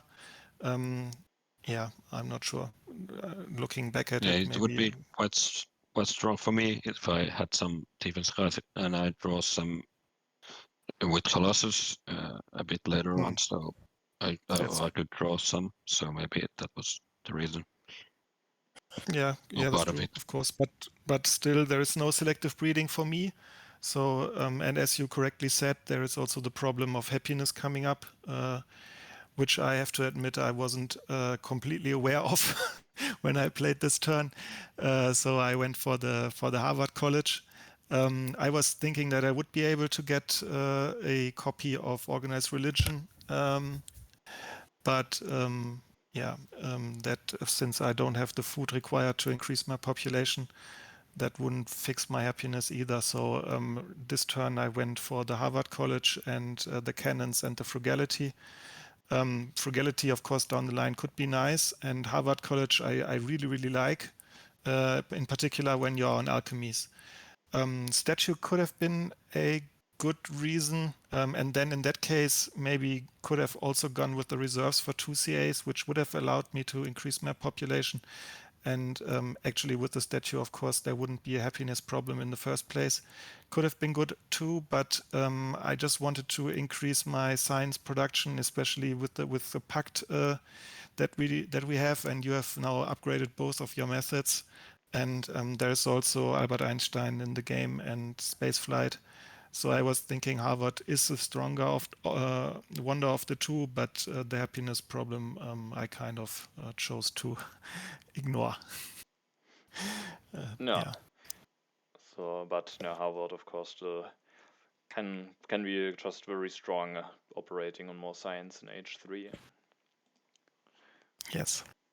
And at the end of my turn, I discard some aggressions which I don't need. I draw more defense cards and eventually also the Napoleonic Army.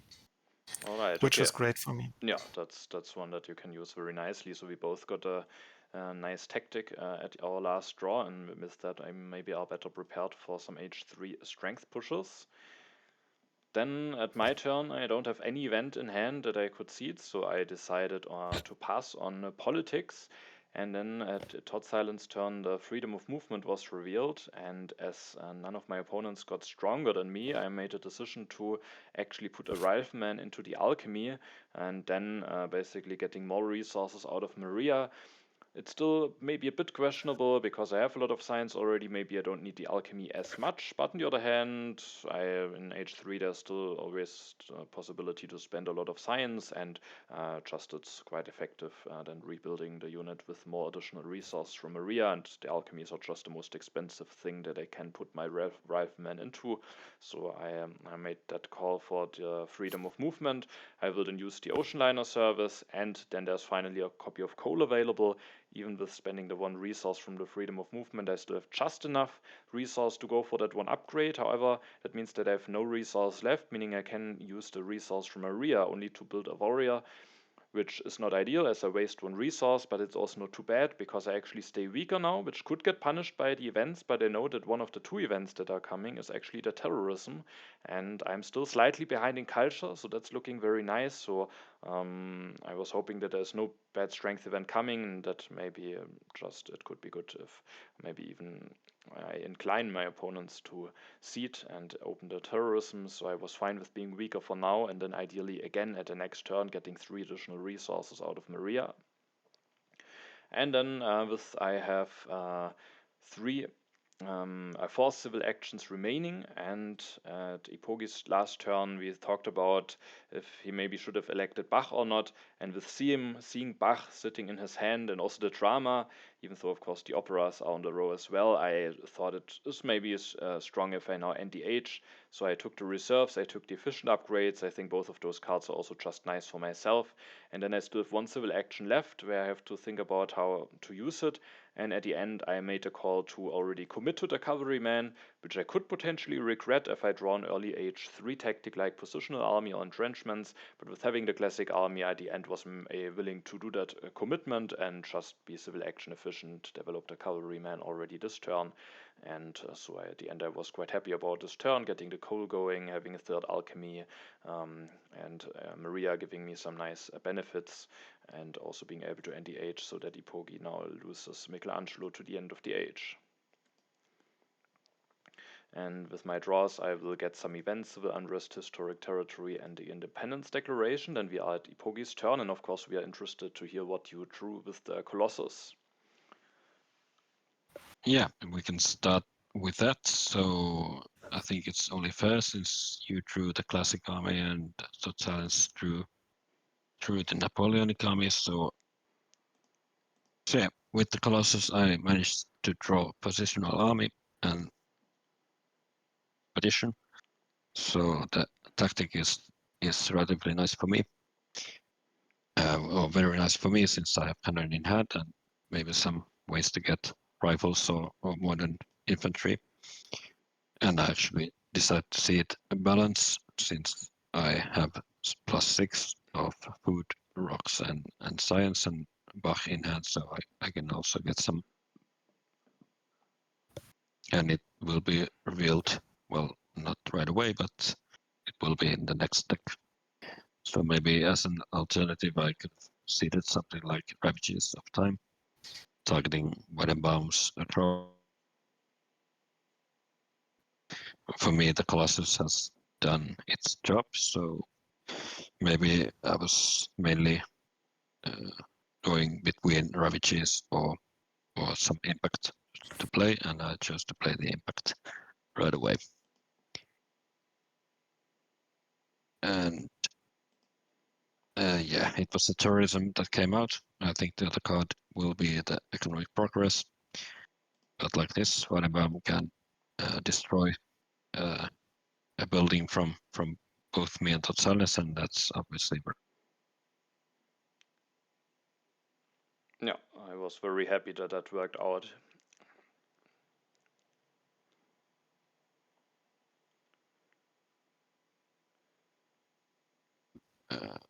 Finish the Suez Canal and colonize Worthy 2, and then take Opera and Pop and build. Yeah, I did put swordsman into theology. I had some happy issues with the freedom of movement, and then just rebuild some strength to be strongest once more. But yeah, here we see the choice of not electing Bach came back to haunt me right away. So there's rifles on the road that I'm not taking, and I think that's just a big price to pay. So I was like this, not able to pick up the rifles, but maybe it's fine. And I still wanted to get stronger and take the opera as well, since Roma was discarded. So the turn itself was quite fine. I was able to actually spend enough resources to not be to just get the full economic progress. So that was one of the main factors. The way I played the turn, I wanted to spend as many resources as I can just to get the full economic progress. But yeah, missing out on the rifles was quite bad. Yeah, especially with the good tactic that you're having, but at least maybe you have the hopes that the modern infantries won't be that heavily contested and that you will get one of them at some point. Yeah, I actually drew impact of agriculture with my one draw. Okay. All right, and we are at your turn, totsilence. Yeah. On my turn, I managed to seed the inhabited territory 2 finally. So it's coming in the next deck, and the economic progress is revealed.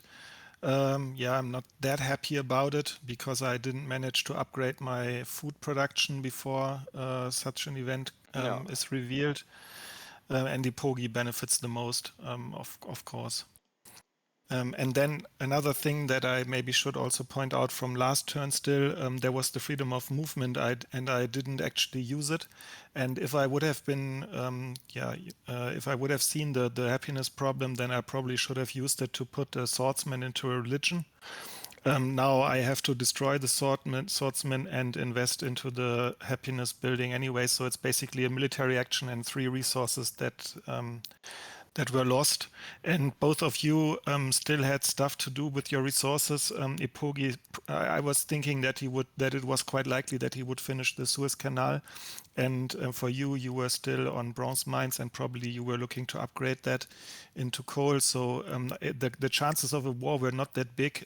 So I could have probably lived without the swordsman for a moment. But now this turn I take the selective breeding. I research and upgrade it, and then I have to destroy a swordsman, and I build an organized religion, and that's my turn.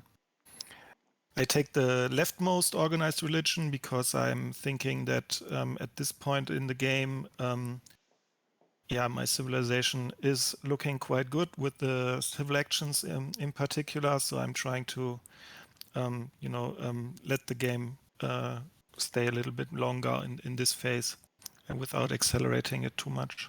Yeah, and you also let the efficient upgrade and the urban growth stay on 3 civil actions for me, which maybe me just having invested now into some more mine upgrades could be quite valuable cards for me.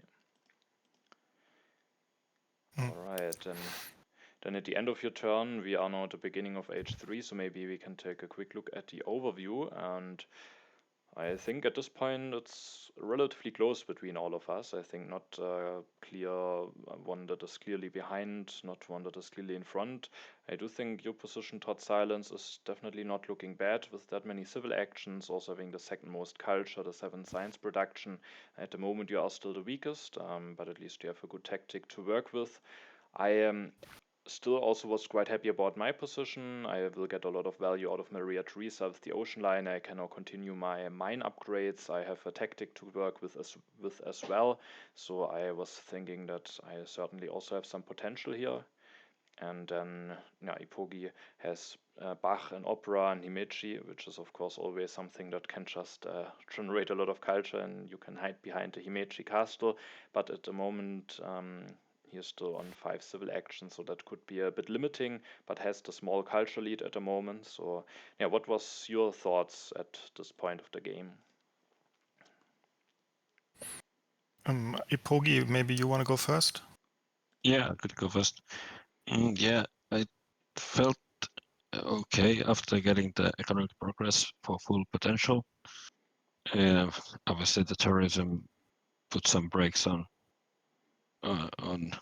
me and totsilence, and with having seeded the balance, I was willing to anyway rebuild the lab, at least for now, and then maybe later put it into opera. And with my production, it was still okay, and with some potential and a tactic, I can at least in a few turns maybe get going. So it did not feel too bad, but then again, the civil action count was quite bad. Yeah, and for me, I think it's fine.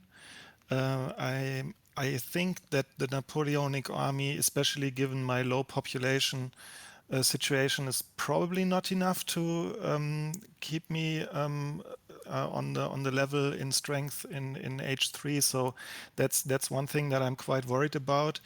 But I still think, like from a neutral perspective, that I have a good position at this moment.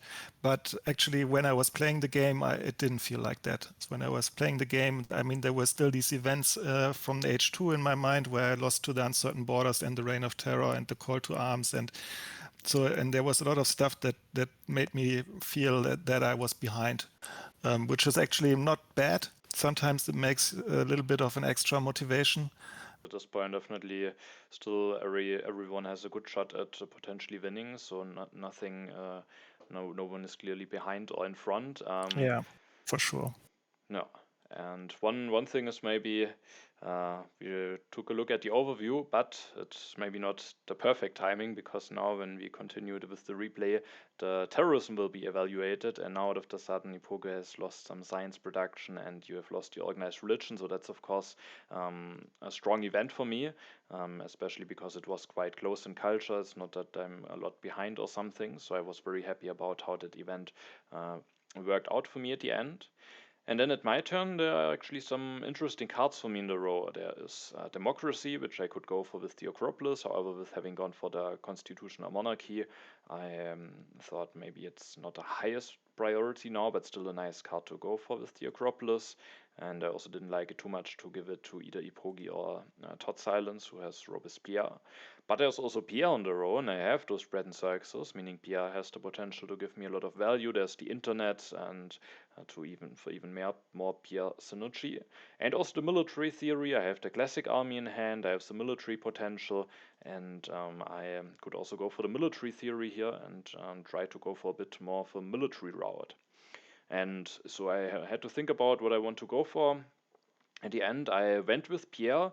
Maybe it's not really necessary to take him for 3 civil actions here, because I'm the only one with arenas, but still, it's always possible that he will be denied by one of my opponents, and maybe the professional sports will be revealed. And I just thought Pierre's just a strong leader to have. I will soon be able to maybe go for more bread and circuses, and then he is just a great leader to have. And at the end, I didn't want to take the risk of missing out on him.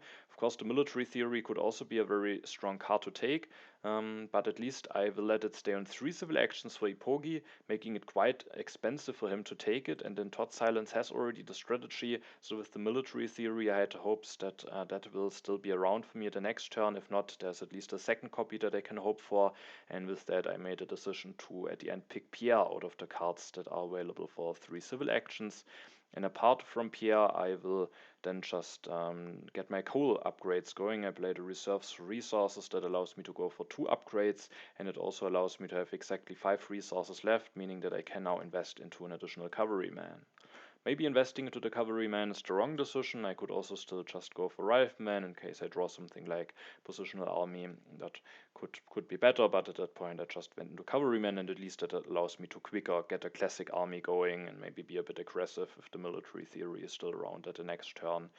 After doing those coal upgrades and getting going for Pierre, I still have one civil action left, and I took the breakthrough, which is still an extremely efficient card to get for one civil action, and with it being on a discard spot, I also let the military theory set stay in 3 civil actions for Eepogi. So I was quite happy about this turn. I have a strong leader that I can elect at any point when I think he will overperform Maria's value that she is giving me, and I can was able to use Maria for 3 resources again. I have my coal mines up and running, so I thought that was a fine turn, and with Pierre I have a clear path on how I maybe can just start generating some culture. And then at the end of my turn, I also have a very interesting draw. I draw the modern army, and with my setup of 2 riflemen and 1 cavalryman, that of course is the perfect tactic for me to have. So I was really eyeing those rockets that are coming down the row, and I was thinking if both rockets and military theory will still be available for me at the next turn, I actually could have quite some big military potential. So I thought that could also push me a bit into a more military heavy direction with the draw. Yes, I agree completely with this Pierre choice over military theory, because military theory is quite unlikely to be taken by Eepogi because he is on 5 CA, and for me I already have strategy, so I don't think there's a big reason for you to take it. And Pierre is just so strong, especially there's also the internet. So this is, I think, a very, very strong turn for you. Yeah, no, I was definitely happy. All right, then we are at your turn, Eepogi. Yeah, I actually see Ravages of Time here, and after seeing you go for Pierre here, I even more regret not seeding Ravages earlier so that it would be in this deck. But yeah, I had impacts of competition and agriculture in hand, so while agriculture is quite nice, I still wanted to just start with Ravages.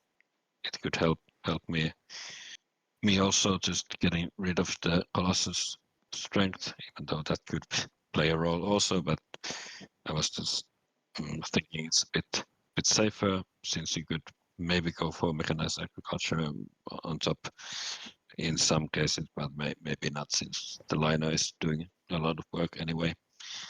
But I see the Ravages, and I think there was crime wave revealed, so me and totsilence lose some culture, a blue token. And about the turn itself, I at the end was able to elect Bach, but I just wanted to rebuild the lab, the scientific method at this point, since there was balance and I still need science. It's so early, so I really can't go for the culture push right now. And then increase population and start going for some cannons, start using my 3 military actions at this point, and I was also able to take 1 urban growth. So yeah, it's just trying to make use of my quite low civil action count. Still not getting into operas, which is quite bad, since Bach is still giving me 2 culture, but it's not that much. I would like to go for operas already, but terrorism made it so that I felt I had to rebuild the lab first at this point, and just not to fall too much behind in science. And with my 5 civil actions, it's hard for me to take rev ideas or anything, so just having the production I felt I needed. No. And at the end I have 2 draws, and I draw impact of science and shock troops tactic. Okay. So for me the science is quite nice to know it's not in there. So at least that's nice. Yeah, no. All right, then we are at your turn, totsilence. Yes, for me, I didn't see it because the only event that I have is the National Pride, and I was thinking that Bach is the most likely winner of that event. So, and also I'm the weakest. I actually, in my last turn, I already drew 2 wars, but I'm not sure whether they are feasible to go for those. But yeah, at the moment, I'm still the weakest, and yeah, for this turn, I went with the democracy. I took it for 2 CAs, and then I used Robespierre to make a revolution. And then I had to rebuild this organized religion, which was quite annoying that I lost it. Yeah, due to the terrorism. And then I took some strong yellow cards, I think, the Urban Growth 3 and the Wave of Nationalism, especially the Wave, because there is still the inhabited territory, and also I'm anyway the weakest.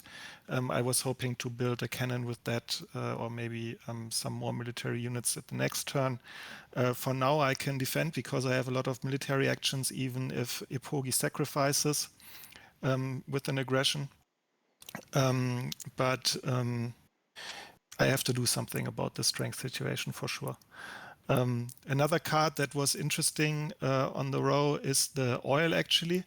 I could have, if I wouldn't have had to spend the resources on the organized religion, then maybe taking the oil and upgrading it, since it's very early, could have been an idea.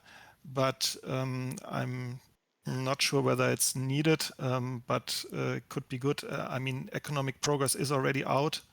But I think staying with the iron is also okay choice, especially since I was able to take the wave of nationalism and the urban growth. Yeah. Maybe one thing that I should say is I could have used the urban growth, I think, to build the organized religion. I didn't do it. But that still wouldn't have allowed me to build a cannon because of the revolution with Robespierre. Yeah, and so you would have had corruption if you would have done it. No. Yeah. No. Right. No. So, solid turn. I feared that the democracy will find its use in one of your civilizations, but I think I couldn't really take it for 3, and at least you will miss out on some draws now in H3, which is always a little bit of a pain. And then at my turn, there were some cards in the row that somehow dictated a little bit in which direction I tried to go in this game. And I, first of all, I pushed the Civil Unrest. I'm one of the 2 strongest, so I thought I'd just push it into the deck. I will probably at some point want to go for more arenas with Pierre, so hopefully I won't be affected by that event. The Inhabited Territory 2 is actually revealed, and I had to think about how much I want to bid for it. On one hand, it's of course a really nice colony to get with Maria Theresa, and I thought if I maybe even am willing to bid 2 units. At the end, I only was willing to bid 1 Rifleman and 2 cards. Luckily, I have drawn an H3 defense card as well as at the turn before. I didn't want to bid too much because, as you might see in the row, there are still rockets, there's the military theory, and also a copy of Air Forces dropped down. And I thought I have some big military potential, and with the Ocean Line, I have some strong population anyway. So it's still a nice upgrade for me, especially with getting 2 culture and 2 science, also with Maria, but nothing that I really, really need. And so I only bid 1 unit, but luckily for me, that was just enough. Or I think I bid 1 more than I bid probably 10, but it was enough to win it just for the Rifleman, which I was very happy about. Yeah, both you and totsilence and Eepogi at the end didn't manage to go for a higher bid. And I at least have to send a Rifleman. Yeah, I was actually willing to bid an army for that, just to make you pay at least, and it could work for me as well. Just -1 population, of course, the rocks, but yeah, could be fine. Yeah, and then maybe if you should at some point get modern infantry, you could stay at positional army, and also you have the Suez Canal, so I think definitely makes sense for you to push the Legion here. And at least you, with that bit, made me pay a rifleman instead of a warrior, so at least a little bit of a price for me. But of course, with Maria Theresa, this colony is great, and it's even better because now I'm back in back in the next area of my yellow bank and the one before, meaning I can actually spend the 3 food that I have lying around to get even another population, giving even more value with Maria Theresa. And then, of course, with those cards in the row, military theory, rockets, air force, I definitely had to grab all of them, as I have some huge military potential with ocean liner and now the colony. I should have more than enough population to go for maybe, if I have at the end of age 3 2 armies with 2 air forces.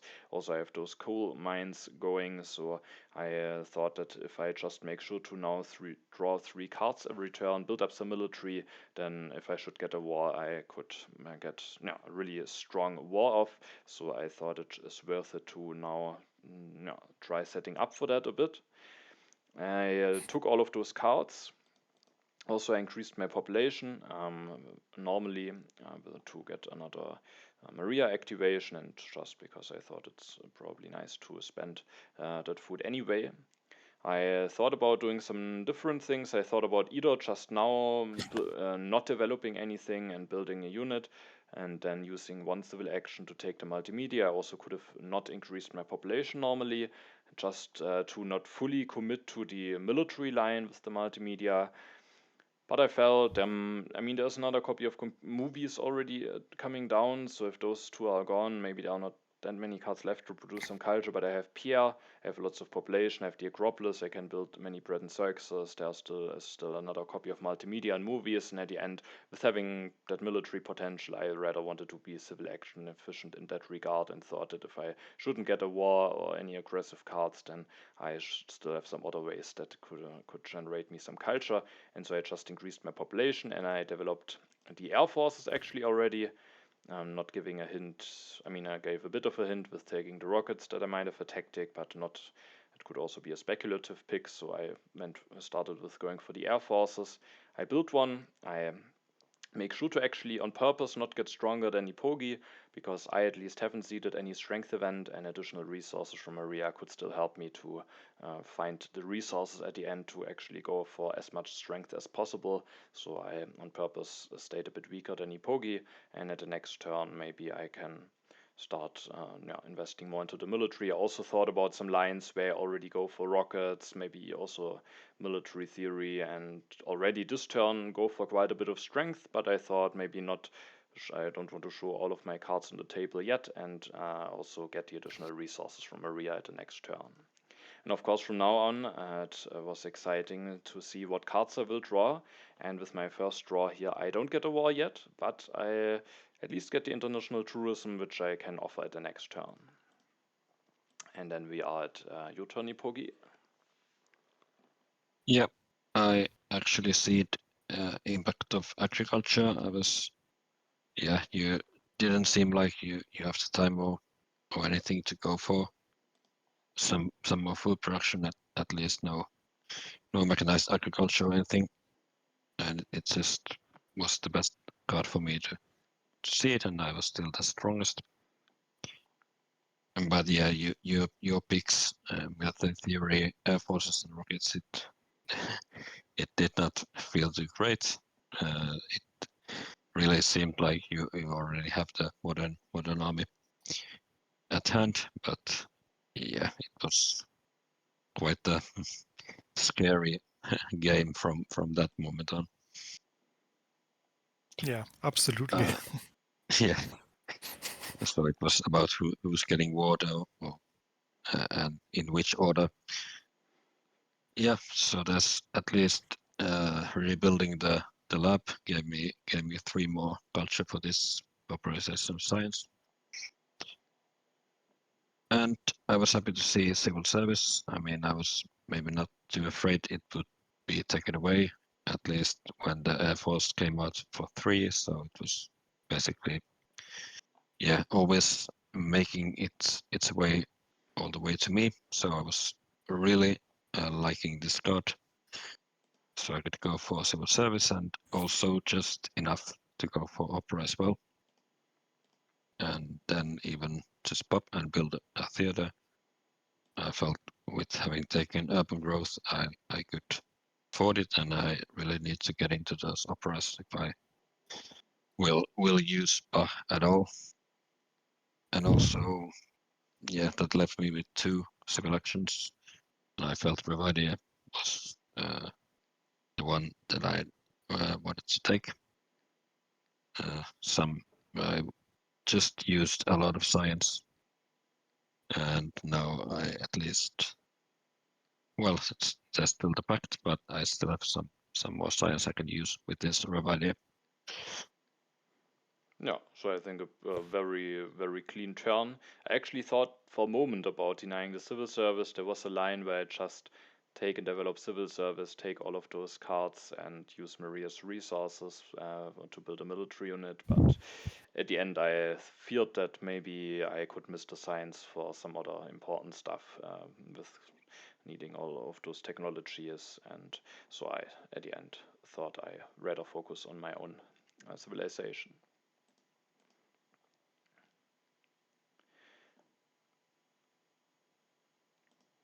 All right, then we are at your turn, totsilence.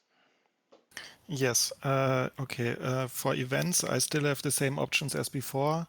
I don't want to cede the national pride. I'm still the weakest. So, but what is making me very happy is that there is computers available for 1 civil action, and there's also Einstein on the row. I think that could be very strong. So I immediately go for it, and I'm so excited that I make a small turnout mistake because I should have elected Einstein before researching the computer.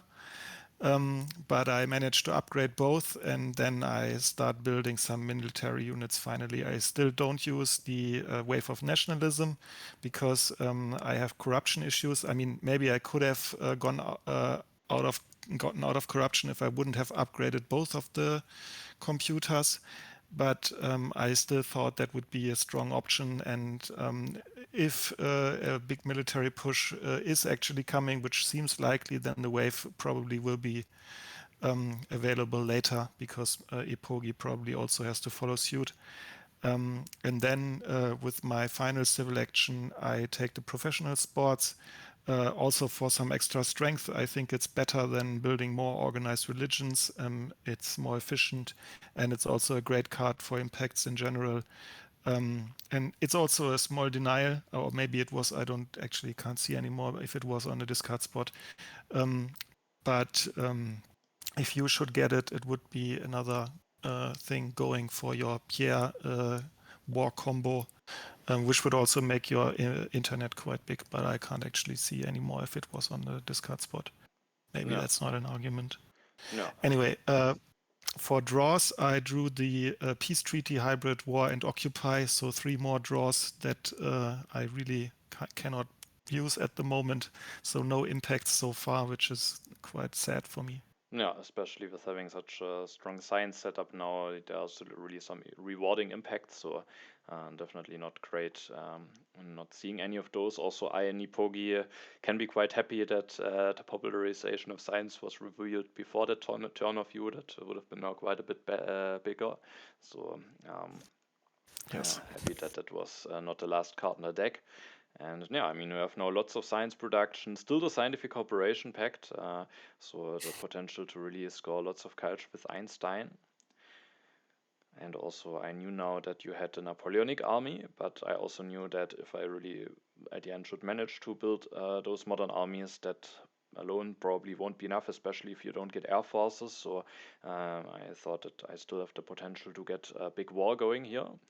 But I don't have a war in hand yet, and the thing that I can do for my politics phase is offer the international tourism. And I thought about which one of you I should offer it to.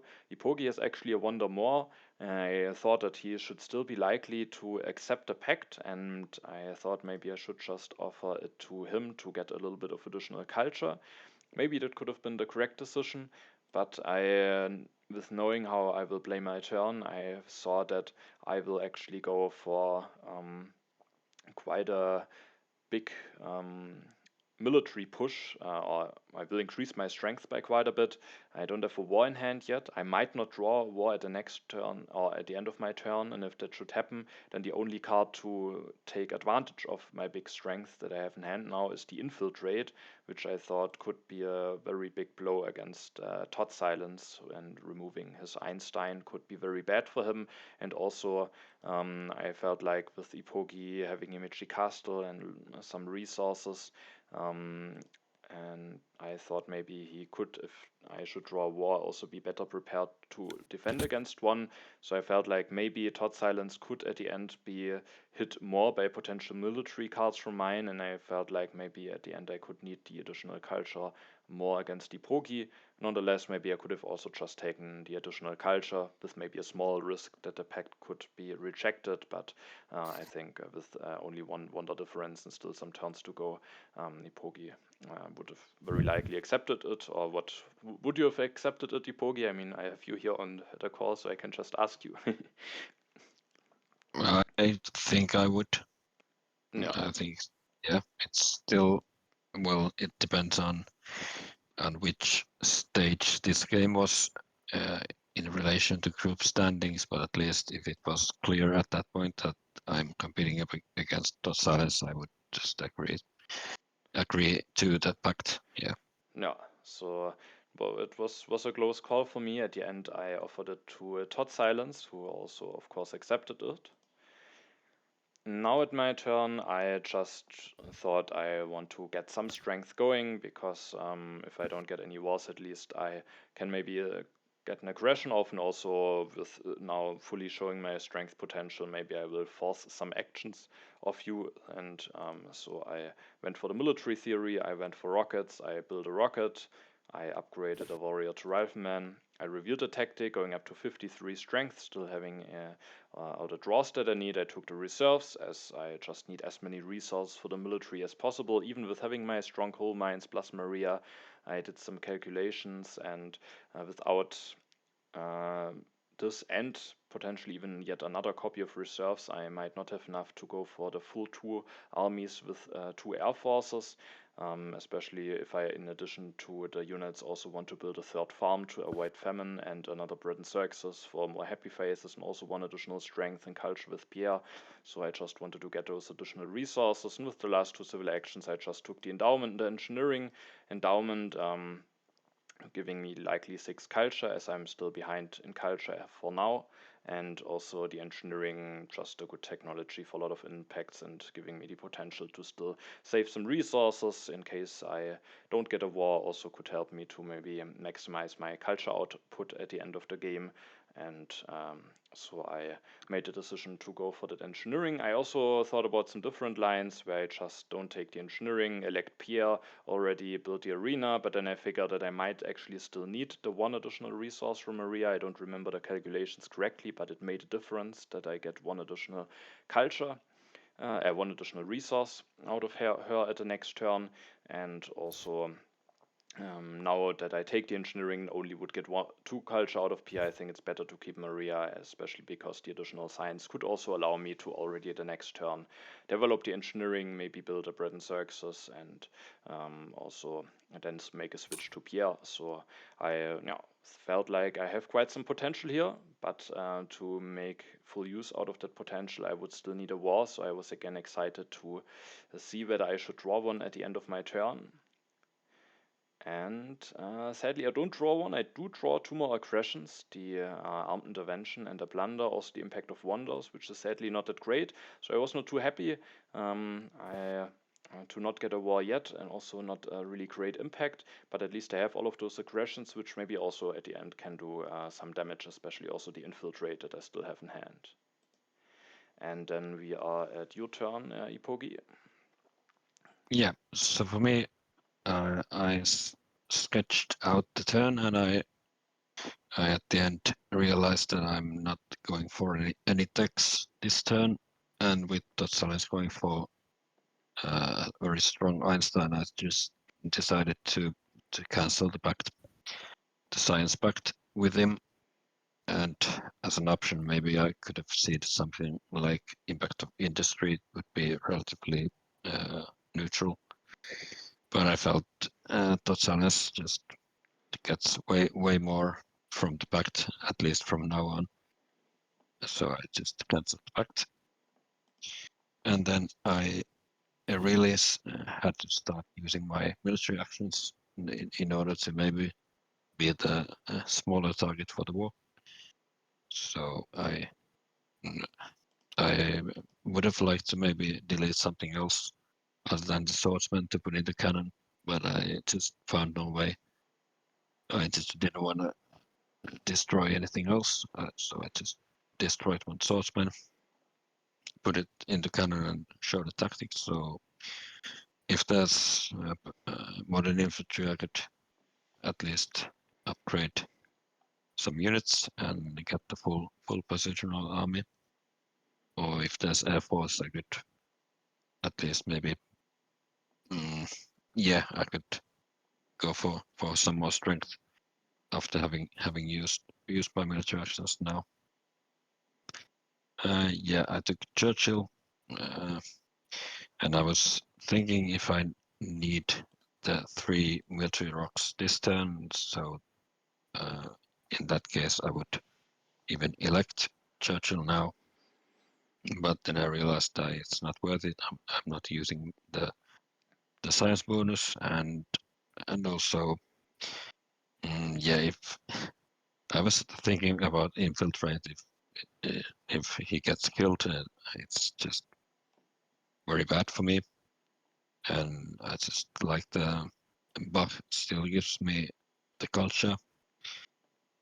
It's actually the same amount, since it's 1 for the opera and 2 for his own production, so it would be the same culture with Churchill, but I think it's just fine to keep buff for now. And I just took patriotism 3 and Revidia, played the other one, and take EG 3. So at this point I have masonry still, so if there's Manhattan Project, I could quite nicely use the EG for that. So any source of strength I was looking for. So just decided to take a lot of cards, and there was no nice way to put anything into opera, since I still might need science. There's still the impact of balance, and I couldn't put theology into opera because of my happy issues. So just taking a lot of cards. No. And I didn't draw anything. I just used all my MAs. No. So when I saw the positional army, I thought, oh, if you get the modern infantry, maybe even air forces, that could actually also give you quite some potential to defend yourself. At least you might have to destroy a lot, and also you still don't have that many military actions, so actually building all those units and going for the upgrades makes it quite difficult for you at the moment to, as long as you don't maybe get the second copy of military theory or fundamentalism or something, to go for all the necessary military actions. And then we are at your turn, totsilence. Yes, on my turn, I offered the peace treaty to Weidenbaum, maybe a cheap attempt, but it was quite likely that he would reject it, and I didn't have anything else to do with my politics action. But at this point, I was quite terrified, of course. There's no Air Force on the row. I have a pretty weak tactic. At least there's military buildup, which I'm going to take. But there's also the fact that Eepogi has the magic castle, and that also makes his defense capabilities quite a lot better. So I was also thinking that if you had a war, it is pretty likely that I would be the target, if not certain. That combined with the fact that I think around at this point I realized that Eepogi had won his 5th game, it made me very pessimistic. The way that the game played out, you revealing the modern army already, even though you have more than enough military actions and all these things, made me feel like you probably already have the war and you're now looking to go for 2 modern armies Yeah, with air agreed. forces. So that was it was to me feeling like the war is coming for sure and it's going to hit me. So it was very exciting to say the least. But yeah, so that's also why I didn't consider taking a space flight here. It's just totally didn't cross my mind that I would have the time to build a space flight in this situation, and maybe at the end of the game. I mean, if you go with your war, which I was sure you had, if you go against Eepogi, then maybe it's a good option. But then I don't need a wonder anyway. So I was just thinking to grab all the resources that I can and maybe take a few technologies because that's a simple way to score some culture without having to spend any resources, which all have to go to military at this point. So I took the urban growth, I built a professional sports, I took the military build-up and the multimedia and mechanized agriculture. And No. then at the end of my turn, I draw another aggression, no impacts, and 2 more defense cards. So now I already have quite a few defense cards, so that's at least something. I can't defend versus you at right now, but if I manage to build 1 air force or something, then I should be able to make a bridge of maybe 20 strength difference with defense cards. No. So no, I think it makes sense to play very cautious here and just try to maximize your strength potential, hoping that maybe somehow you could end up not being the target of the war. So yeah, at my turn I had then a tough call to make because I have some aggressions in hand, and the question is which player do I want to go for with the aggression. I, with 16 cards being left in the deck, probably have one more turn in H3, so I might have one last chance to draw a war. And I think the aggression with the biggest potential here, or with the biggest damage and gain for myself, is the infiltrate against totsilence. Einstein giving me 9 culture for removing an H3 leader, but also making it a totsilence will play without a leader for the rest of the game. However, I thought that if I should still draw a war, then I saw it the same as totsilence, that probably he will have the weaker military potential with an Eepogi having the Magic Castle, and I thought I might go against him with a potential war.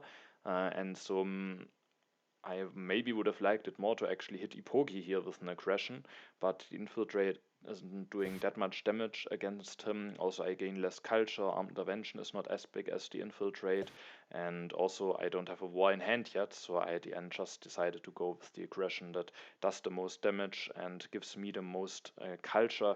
As maybe if I don't draw war, then yeah, that could end up being very important. And in addition, if I should draw a war, maybe even if Eepogi has the higher potential, I could still, if I fear that he could be running away with the culture, if I don't target him, I could still go against him. I will still be able to have more strength than him and actively decide to go against him if I think he is in a better position. So at the end, I just went with the aggression here that gives me the most and is probably the most damaging. Blunder could have been maybe interesting, but I have actually enough resources to pull everything off now with the reserves being in the row, so I don't really need it, and rather just wanted to have the culture, and the aggression is successful, and of course losing the leader for the rest of the game, especially in the situation where Einstein could have still scored a lot of culture, produced some science, is of course quite a big setback. Then it's my turn. I will go for another ocean liner service activation, get some value out of Maria Theresa. And this turn, I think 2 things were relatively clear for me. First of all, I want to take the reserves. It's just a necessary card if I want to be able to very nicely go for the 2 modern armies with air forces, plus a farm, plus an arena to have happy faces, famine, and everything covered. So I want to take that. However, with me not having the war yet and only one chance of drawing one, I also wanted to have, of course, a way to have some options to still win the game peacefully. The culture gap is not too big. I'm a little bit behind, but I have the endowment in hand. I have Pierre with the Olympic Games, so even if I don't draw more, I'm still totally in the game, especially because both Eepogi and totsilence have not gone for a wonder yet, and I actually have now the chance to take quite a strong wonder. The space flight could give me maybe even around 30 culture at the end. So with that, I felt like a war would still be the best outcome for me. But even if I shouldn't draw one, the space flight. With having the space flight, I might still have a shot at winning this game. And even if I get a war, with having the blunder in hand, there might actually be the chance of going for the war and then still being able to finish the space flight. So in addition to the reserves, I wanted to get that wonder. And then I have only one civil action left. I will elect Pierre now, as I don't need Maria's resources necessarily any longer. I will also build a rifleman to just use one more military action, just in case I draw a war, then I can declare it at the next turn and build some units and have one additional draw going. Maybe I could have also not built it, and maybe if I don't draw a war, I have more resources available for some peaceful projects. I'm not sure if that was actually the correct play or not. But at the end, I built this rifleman, I go for Pierre. And for the last civil action, maybe I may make a mistake. At the end, I developed the engineering because I thought if I should get a war, then at the next turn I will want to build an arena, and the engineering will already save me a resource, and I actually will need a lot of civil actions to play the reserves, build the arena, build the farm, get the necessary population. So maybe already spending the civil action on the engineering could be fine. I also thought about maybe I should let myself open for something like fundamentalism, but actually I might not have enough civil actions anyway to implement that nicely into the turn. And so I think it's a fine decision to just go for the engineering here and be civil action efficient. However, there is a chance with Olympic Games and that maybe at the following turns I won't have the lowest culture any longer. So maybe now could also be a really good time to make sure to be able to play the endowment for 6 additional culture. Also, if I should draw no war and maybe want to go for something like armed intervention. So with that, I think maybe I could have also just played the endowment here, but I think at the end it's also fine to go for the engineering here already. Maybe having that civil action spent already, but also committing the science, of course, into it. And I would have had one free civil action at least if I kept the engineering in hand that I could have used to develop it. So maybe I should have just played the endowment, but yeah, maybe I will still find a chance to play that for 6 culture. And yeah, again, I was very excited to see what I will draw. Now it might be the last chance to get the war and declare it the next turn. And yeah, sadly, I didn't draw a war, which I was not happy to see. And instead I will get 3 impacts at this point. Impact of strength, an impact that could actually turn out to be quite nice for me. We have the impact of happiness and also the impact of government, so I have some different impact options now, which is nice. And at least I have spaceflight Olympic Games, so I felt like I'm completely in the game. But with a war probably still would have been better. And Yeah. So yeah, then you can start with your turn. So first of all, I don't play any politics. I would have some impacts, competition, and industry, but I just didn't want to commit. I was weakest at the time. So for me, it was clear that I want to go for modern infantry and start getting the Churchill rocks and science as well.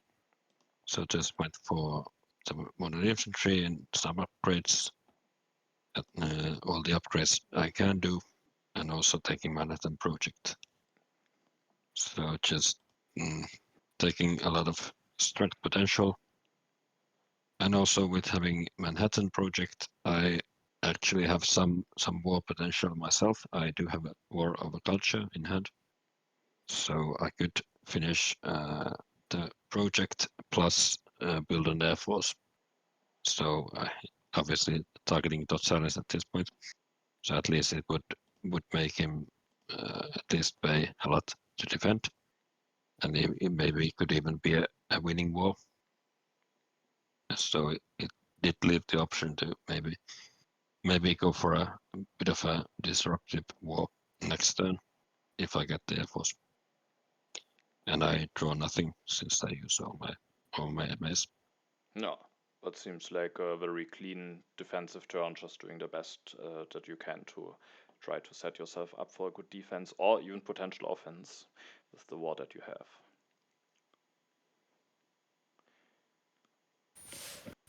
Then we are at your turn, totsilence.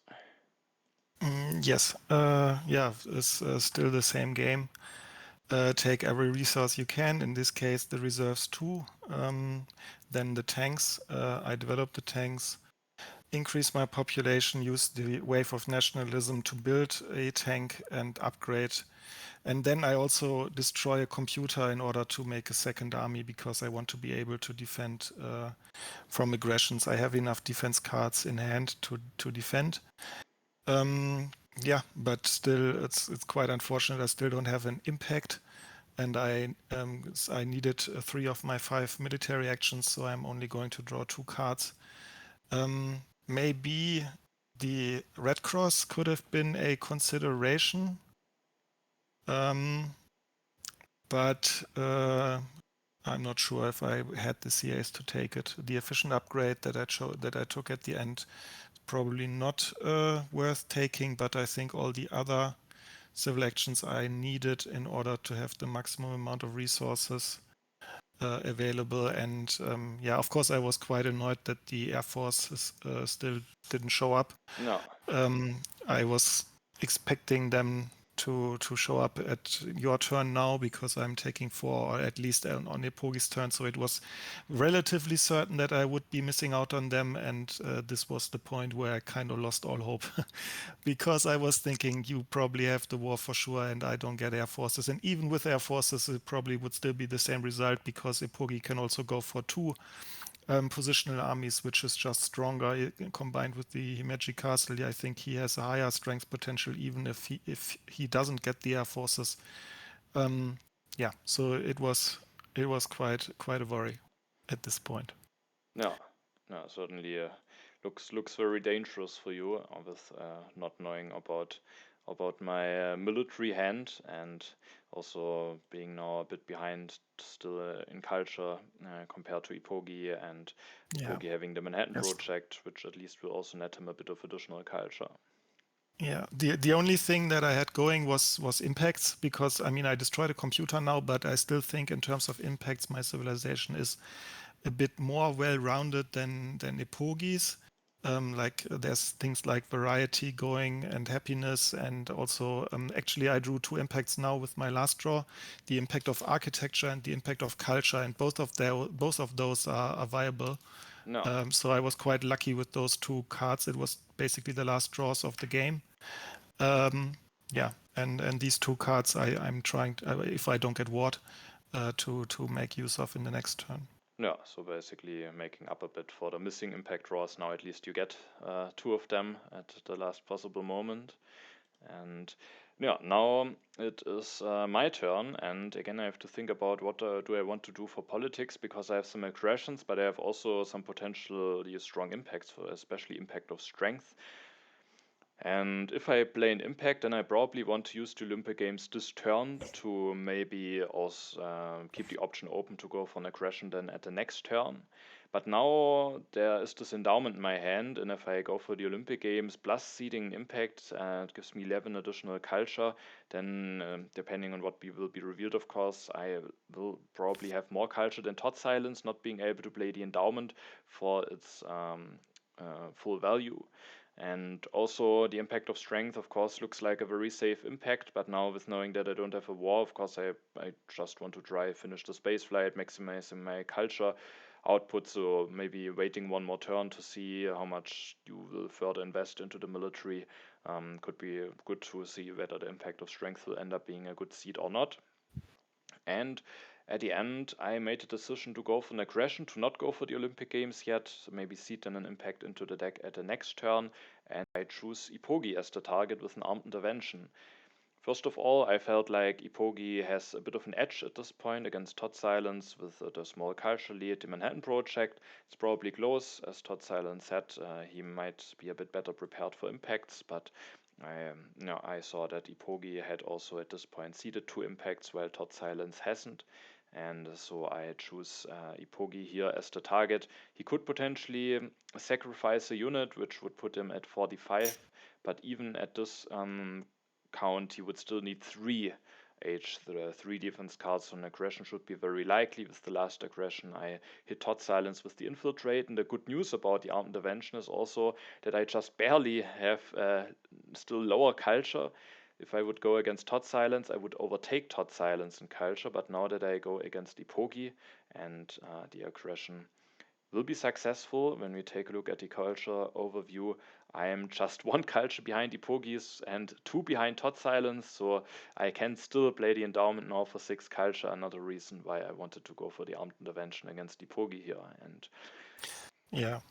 And I think it's also, in terms of fair play, it's also a very, very good decision, because you knew that the league situation was as it was, and now you hit both of us with a strong aggression. I mean, maybe the infiltrate hit me a little bit harder because I was going to research quite a lot of text with Einstein still, but I mean, if you had drawn a war, I'm sure it would have felt also quite bad to decide which of the 2 players you're going against. I mean, it's always easy to say that you consider this game in solitary, in a vacuum, but this problem always exists in a 3-player game. no, And yeah, that's so I was very happy with how things turned out, and I thought that you played also very fairly here. no, so Yes, I have to agree. no, and in some sense, I was also happy at this point that I didn't draw a war, because at this point I knew already the result of all of the other games, and I knew that for me, the outcome of this game doesn't have any consequences for the standings. Of course, I still want to try my best to win the game, and if I would have drawn a war, of course, I would have gone for the war, but it would have been an awkward decision to make, and yeah, I would have probably spent a lot of time to try to make sure that I do a reasonable decision with the war declaration. But now the game remains very close, and it's not that heavily influenced by my decision on what I want to do with my politics phase. And yeah, so I at least was a bit happy in that sense that I didn't draw a war here. And yeah, the good news is I'm still also full in contention for the game. As we just saw in the culture score, I'm only very, very slightly now behind U2, and I have still the Olympic Games in my back pocket. I have the space flight in my back pocket and a potentially good impact. So I was thinking that also with this peaceful finish, I actually have good chances to win the game here. And then for this turn, I will start by playing the endowment, doing it now when I have again the chance to play it for 6 culture. I build a 3rd farm to not have any famine. I build an arena to get out of corruption and to increase my culture score with PR. Also, with the amount of science that I'm having, and it is the case that if I take the revolutionary radio plus 2 out of the 3 technologies that are available for 1 civil action, I can go for 2 more technologies at the next turn with the space flights. So I thought for the 3 additional culture that should be worth doing.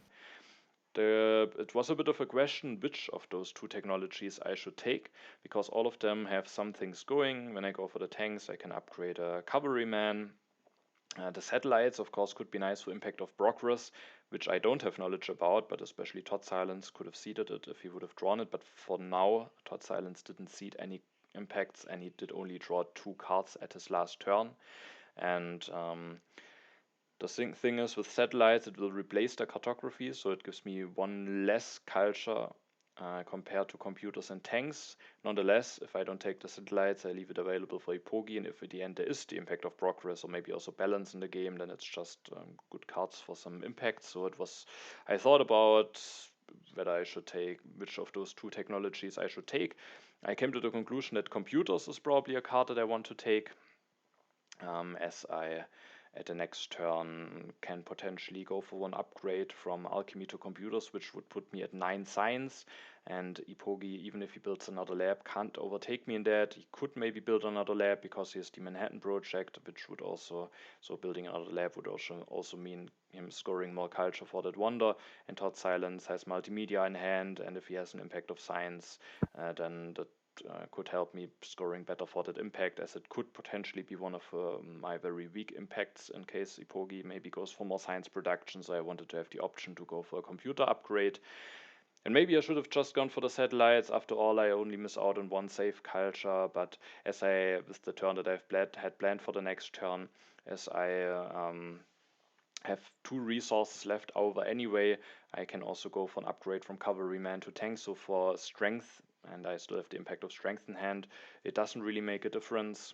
And it gives me +1 for competition with the tank and just 1 more safe culture. So at the end I went with the tanks, but maybe I could also just take the satellites, as it has some potential for 1 impact, and also I would take it away from Eepogi, as the satellites is probably a more useful card for him than the tanks. But yeah, at the end I went with the tanks, just maximizing my save points, which is maybe fine, as I'm also in a strong position. And I could also just still take the satellites, but I won't, and maybe keep myself more flexible. But what I also wanted to do is just build another arena, get 2 more save culture, score more points with Pierre, and at the next turn I can finish the space flight, maybe upgrade a lab, build either another arena with the Acropolis or maybe another farm, and I will have some options for the next turn, and I will get quite a big space flight. Then I will also get 1 more draw. Now I have got my war, a little bit too late, and also 1 more impact that I could see it, which is the impact of variety, which is actually also quite strong for me. And then we are at your turn, Eepogi. At this point, you were probably both relieved, maybe even more totsilence, but maybe also Eepogi, that there was no war happening. Yeah, for me, I first of all, I was happy that the Air Force stayed in the deck for totsilence. I was sure that I can war totsilence with 1 Air Force plus the Manhattan project. But then I realized I'm missing 1 CA to do it. I can't go for Air Force plus Manhattan project. Then I would have to destroy something from my civil buildings in order to afford the Air Force. So I just couldn't do it. So I had to go for something peaceful. And I knew international negotiation was on top, but I realized I have so much science and it's going to Weidenbaum, so that doesn't make any difference. So I decided to see the impacts of industry. Just try to see both of my impacts just to get the culture and play around them. And then I just went for 1 more theater. Still went for the project, and now I can defend, at least with the castle. And then just satellites for impacts. And since I had the competition still in hand, I took patriotism over some other cards. So just trying to maximize my points from now on against totsilence. No, I think again a very clean turn. Right, and we are at your turn, totsilence. Yes, I seeded the impact of architecture.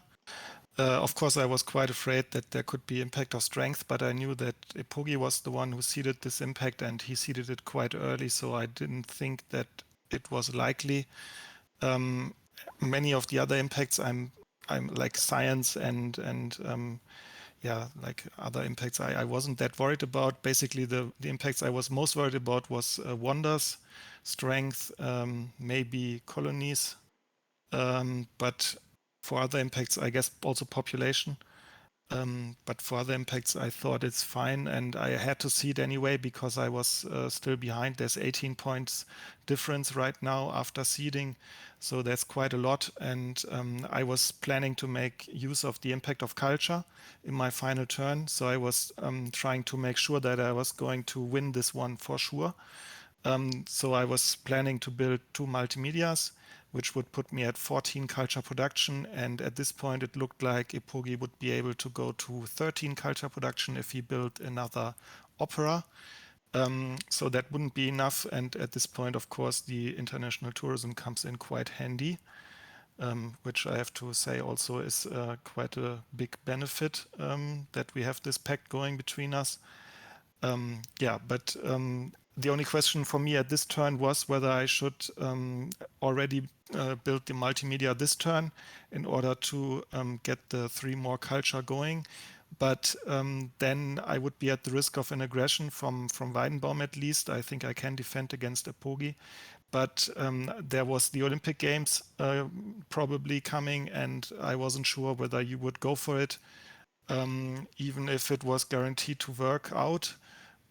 So because of the Olympic Games, and so there was one consideration, but in the end, because I had no knowledge about impact of strength, and there's also 2 more impacts from H2 on top, so there could be something like politics of strength, I think, or refugees, which we haven't seen. So I decided to build the Air Force instead of the multimedia using the military buildup. And then with the second copy of reserves that I can grab, I'm able to go for 2 multimedias next turn, which should allow me to win the impact of culture. And the efficient upgrade I'm grabbing in order to upgrade the mechanized agriculture. I don't actually think if I have to do it, maybe I could have would have had the resources. I think next turn we will see that I would have had the resources without the efficient upgrade. But it's just, I think next turn I have enough CAs to do all the things I want to do. So it's just the yellow card that I can take now. Yeah. Yeah, so that looks all fine, and also making sure to be prepared for those events potentially. So getting a bit stronger for at least no resource cost because you have the military build up, and then preparing for the maximized culture at the next turn. And at my turn, I can then use the Olympic Games. I was a bit worried that the event that was at the end of international negotiations could have been the iconoclasm, where with that I could have gotten punished for delaying the Olympic Games, but luckily it was not. And with that I can use the Olympic Games this turn. The question is what to seed. Of course, I have this impact of strength in hand, which could be quite strong, but I don't really want to increase my strength by a lot this turn, and especially totsilence with potentially building another Air Force could just overtake me, maybe doing a gamble that this impact could be in the deck, and if he really wants to, Eepogi could also overtake me, so with thinking that I actually have a strong position, I didn't want to put an impact in there that potentially could be strong, but potentially could also backfire against me, and instead I wanted to go with a safer impact. And for that I had 2 main choices. I have the impact of variety, which at the moment gives me plus 22. It gives, at the moment, I think even only plus 14 for Eepogi, but it will go up to plus 16 when he likely will go for the military theory. And totsilence also has a strong variety. It is 22 as well. If he should go for the multimedia, which I expected, then it will even go up to plus 24. But with the 3 culture for seeding, I would still get a benefit against both of my opponents. The alternative would be the impact of government, which if Eepogi goes for the military theory would be plus 1 against him, but it would be plus 0 against totsilence, so it would be a bit closer together in points, but the impact of variety at the end gives me the higher benefit overall against my opponents. And with Eepogi at this point having again seeded 1 more impact, having at the moment a culture lead, I felt like maybe he is still in a slightly better position. On the other hand, of course, totsilence is also nicely prepared for some impact, so it was a close call, but at the end I went with the impact that has the higher benefit combined, and instead of the potentially weaker impact of government. And so I seeded the impact of variety into the deck after declaring the Olympic Games. The civil unrest is revealed. It was seeded by me, but no one gets hit by it. In this turn I can just develop both of my technologies. I can finish the space flight for 30 points, so that turned out to be quite a strong wonder. And then I, with my remaining civil actions, went for 1 upgrade. And here I actually think I missed out on something, because I think during the game I thought I maxed out already on how many arenas I can build with Pierre, but of course I have the Acropolis, and I think at this moment I forgot about it. And if I wouldn't have forgotten about it, I think maybe I would have just built my arena here for 2 save points. Also, it gives me 1+1 for impact of architecture and +1 for impact of competition. Makes me a bit stronger. Which could still be nice in case maybe my opponents want to play around impact of strength. But here I went with the additional farm, which I mean could be rewarded for the impact of agriculture. That would give me +5, and for the impact of harmony it would give me +4. Even though my harmony is so big that I didn't expect it to be in the deck. But so it's still, I think, a fine choice to go for the farm here, but just because it gives me 2 save points, I think I should have gone with the arena. But at this point I forgot about the Acropolis, sadly. I think I would have liked it to go for another arena with Pierre, but the farm is fine as well, and with the 2 leftover resources I can upgrade a cavalryman to tank. And then with having that relatively big last turn, I have actually quite a big lead now. Of course, both of my opponents will still get 1 production, so it's still somewhat close, but I, with also being relatively well prepared for a variety of impacts, I felt like I might have good chances to win this game. And now then it's your last turn, Eepogi. Yes, so I seeded the competition. It's the only one I had. And from that point on, yes, there was the Righteous revealed, which ended up making no difference. But then again, I got 2 more culture production out of nowhere, so it was still nice. Went for the military theory, and since I knew about the science, I would just destroy my labs since the balance was also gone. So just went for the theater, and then after playing those patriotisms, it may be clear that maybe competition might be in, since I just built another modern infantry. So yeah, there was not much else to do anyway. Yeah. Just try to maximize my score against totsilence and hope for maybe some neutral events by him. Yeah. And then we are at your last turn, totsilence. Yeah, so I see that the impact of culture, but at first I was a little shocked because I saw the ravages of time, because that meant that the Colossus was upgraded from +0 to +2 culture, while I was only able to upgrade my Stonehenge, which when I did this calculation in my head, I thought, wow, I was +1 against him when I checked last turn. Now he came with the +2 from the Colossus. He has 15 culture production, and I'm only able to go to 15 myself. But then I realized that I also get 1 more culture production from the international tourism because you finish the space flight. So I'm still able to see the impact of culture. Yeah, and then of course I have to destroy some stuff to go for this. Impact of industry is revealed first, which isn't too impactful. Yeah, I researched those 2 technologies. I destroy some units, keeping the variety up, build 2 multimedias, and upgrade the 2 farms. I forgot to say last turn I should have also been worried about harmony, but now it's fixed. Now it's mostly strength that I'm worried about. I think like science is quite good for me, of course, and agriculture is good. There's still a few impacts, but yeah, let's see. I think after my production I will be at 123, so 12 points behind. But I know that I will get +7 from the impact of culture, and also some more points from the impact of architecture that I seeded, and now that all depends on the impacts that Eepogi drew. But there's also one thing that I think we didn't mention because of your military push. Eepogi also had to spend quite a lot of military actions, and he was only on 3 military actions for most of H3. So the chances that he drew the best impacts for him were maybe a little smaller. But on the other hand, I also drew only 2 impacts, and those were quite good. So yeah. Yeah. And you also had the Robespierre Revolution, so you Yeah, had fewer draws. But yeah, I was hoping to maybe some neutral ones that you would also just want to push for culture. But yeah, let's see how it turns out. Yeah, so before the final impacts, you can see it here again in the overview.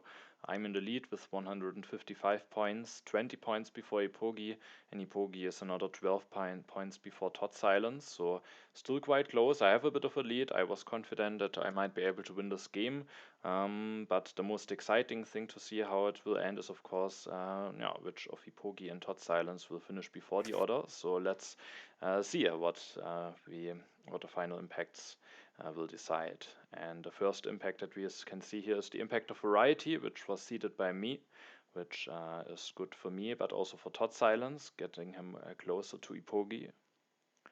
Then we have the impact of agriculture. That one was pushed by Eepogi, is now, with the late upgrades to mechanized agriculture, also quite good for totsilence. Not as good for me, but building a farm at the end actually turned out to be good for me. Then we have the impact of culture, seeded by totsilence, which allows him to now be at the second place for the moment. Also only 10 culture behind me, so my first place out of the sudden might also still be very much in contention. We have the impact of architecture, another strong one for totsilence. He's actually now 4 points behind me, 13 points in front of Eepogi, and now let's see what the final impact is.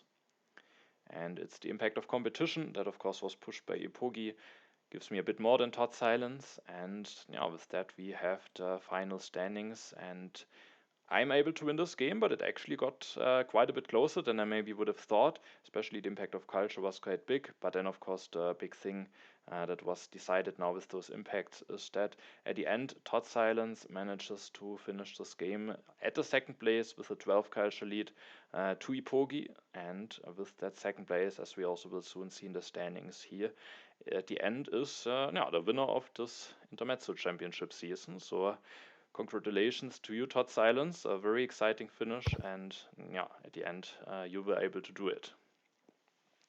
Yes. Many congrats. Yeah, thank you very much. But of course, it was a toss-up. I mean, if you had drawn the war, probably it would have gone against me. Yeah, I mean, I'm very happy that it came out this way, of course. But it was an exciting finish, very very exciting game. And I mean, overall, like after the first 4 games, when I was quite far ahead in the standings, I managed to win 3 out of the games, and the fourth one was actually also, I was quite close to winning that one as well. So I felt very good. And then I had a bad game, which I lost, and my opponents played quite well. And then there was this game. It was quite from a mindset. It was quite difficult to understand that you could still manage to lose this big chance of winning the league, even though you only had one bad game before this one. So it was very interesting and exciting. No, and at the end, as you said earlier, I think it was nice that it was decided this way with impacts and some aggressions, and not with a big war decision from me. And if I would have had a war, maybe it would have been directed against you.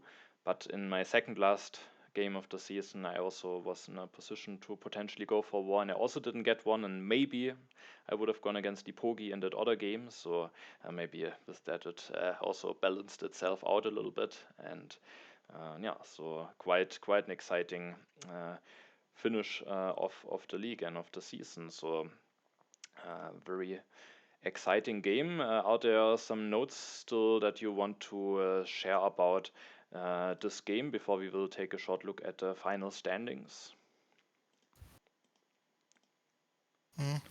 For me, I mean, I'm curious where it went wrong, because I think I did make quite a few mistakes. I think Eepogi, even though he lost this game, he did it. He had a better way of making sure that he isn't a war target in H3 than me. So I don't know. At some point in H2 and early H2, probably I made some mistakes and should have prioritized military more, but I'm not sure exactly how I could have done. But I think overall it's a fair result, given that I had also very strong H3 And with Einstein.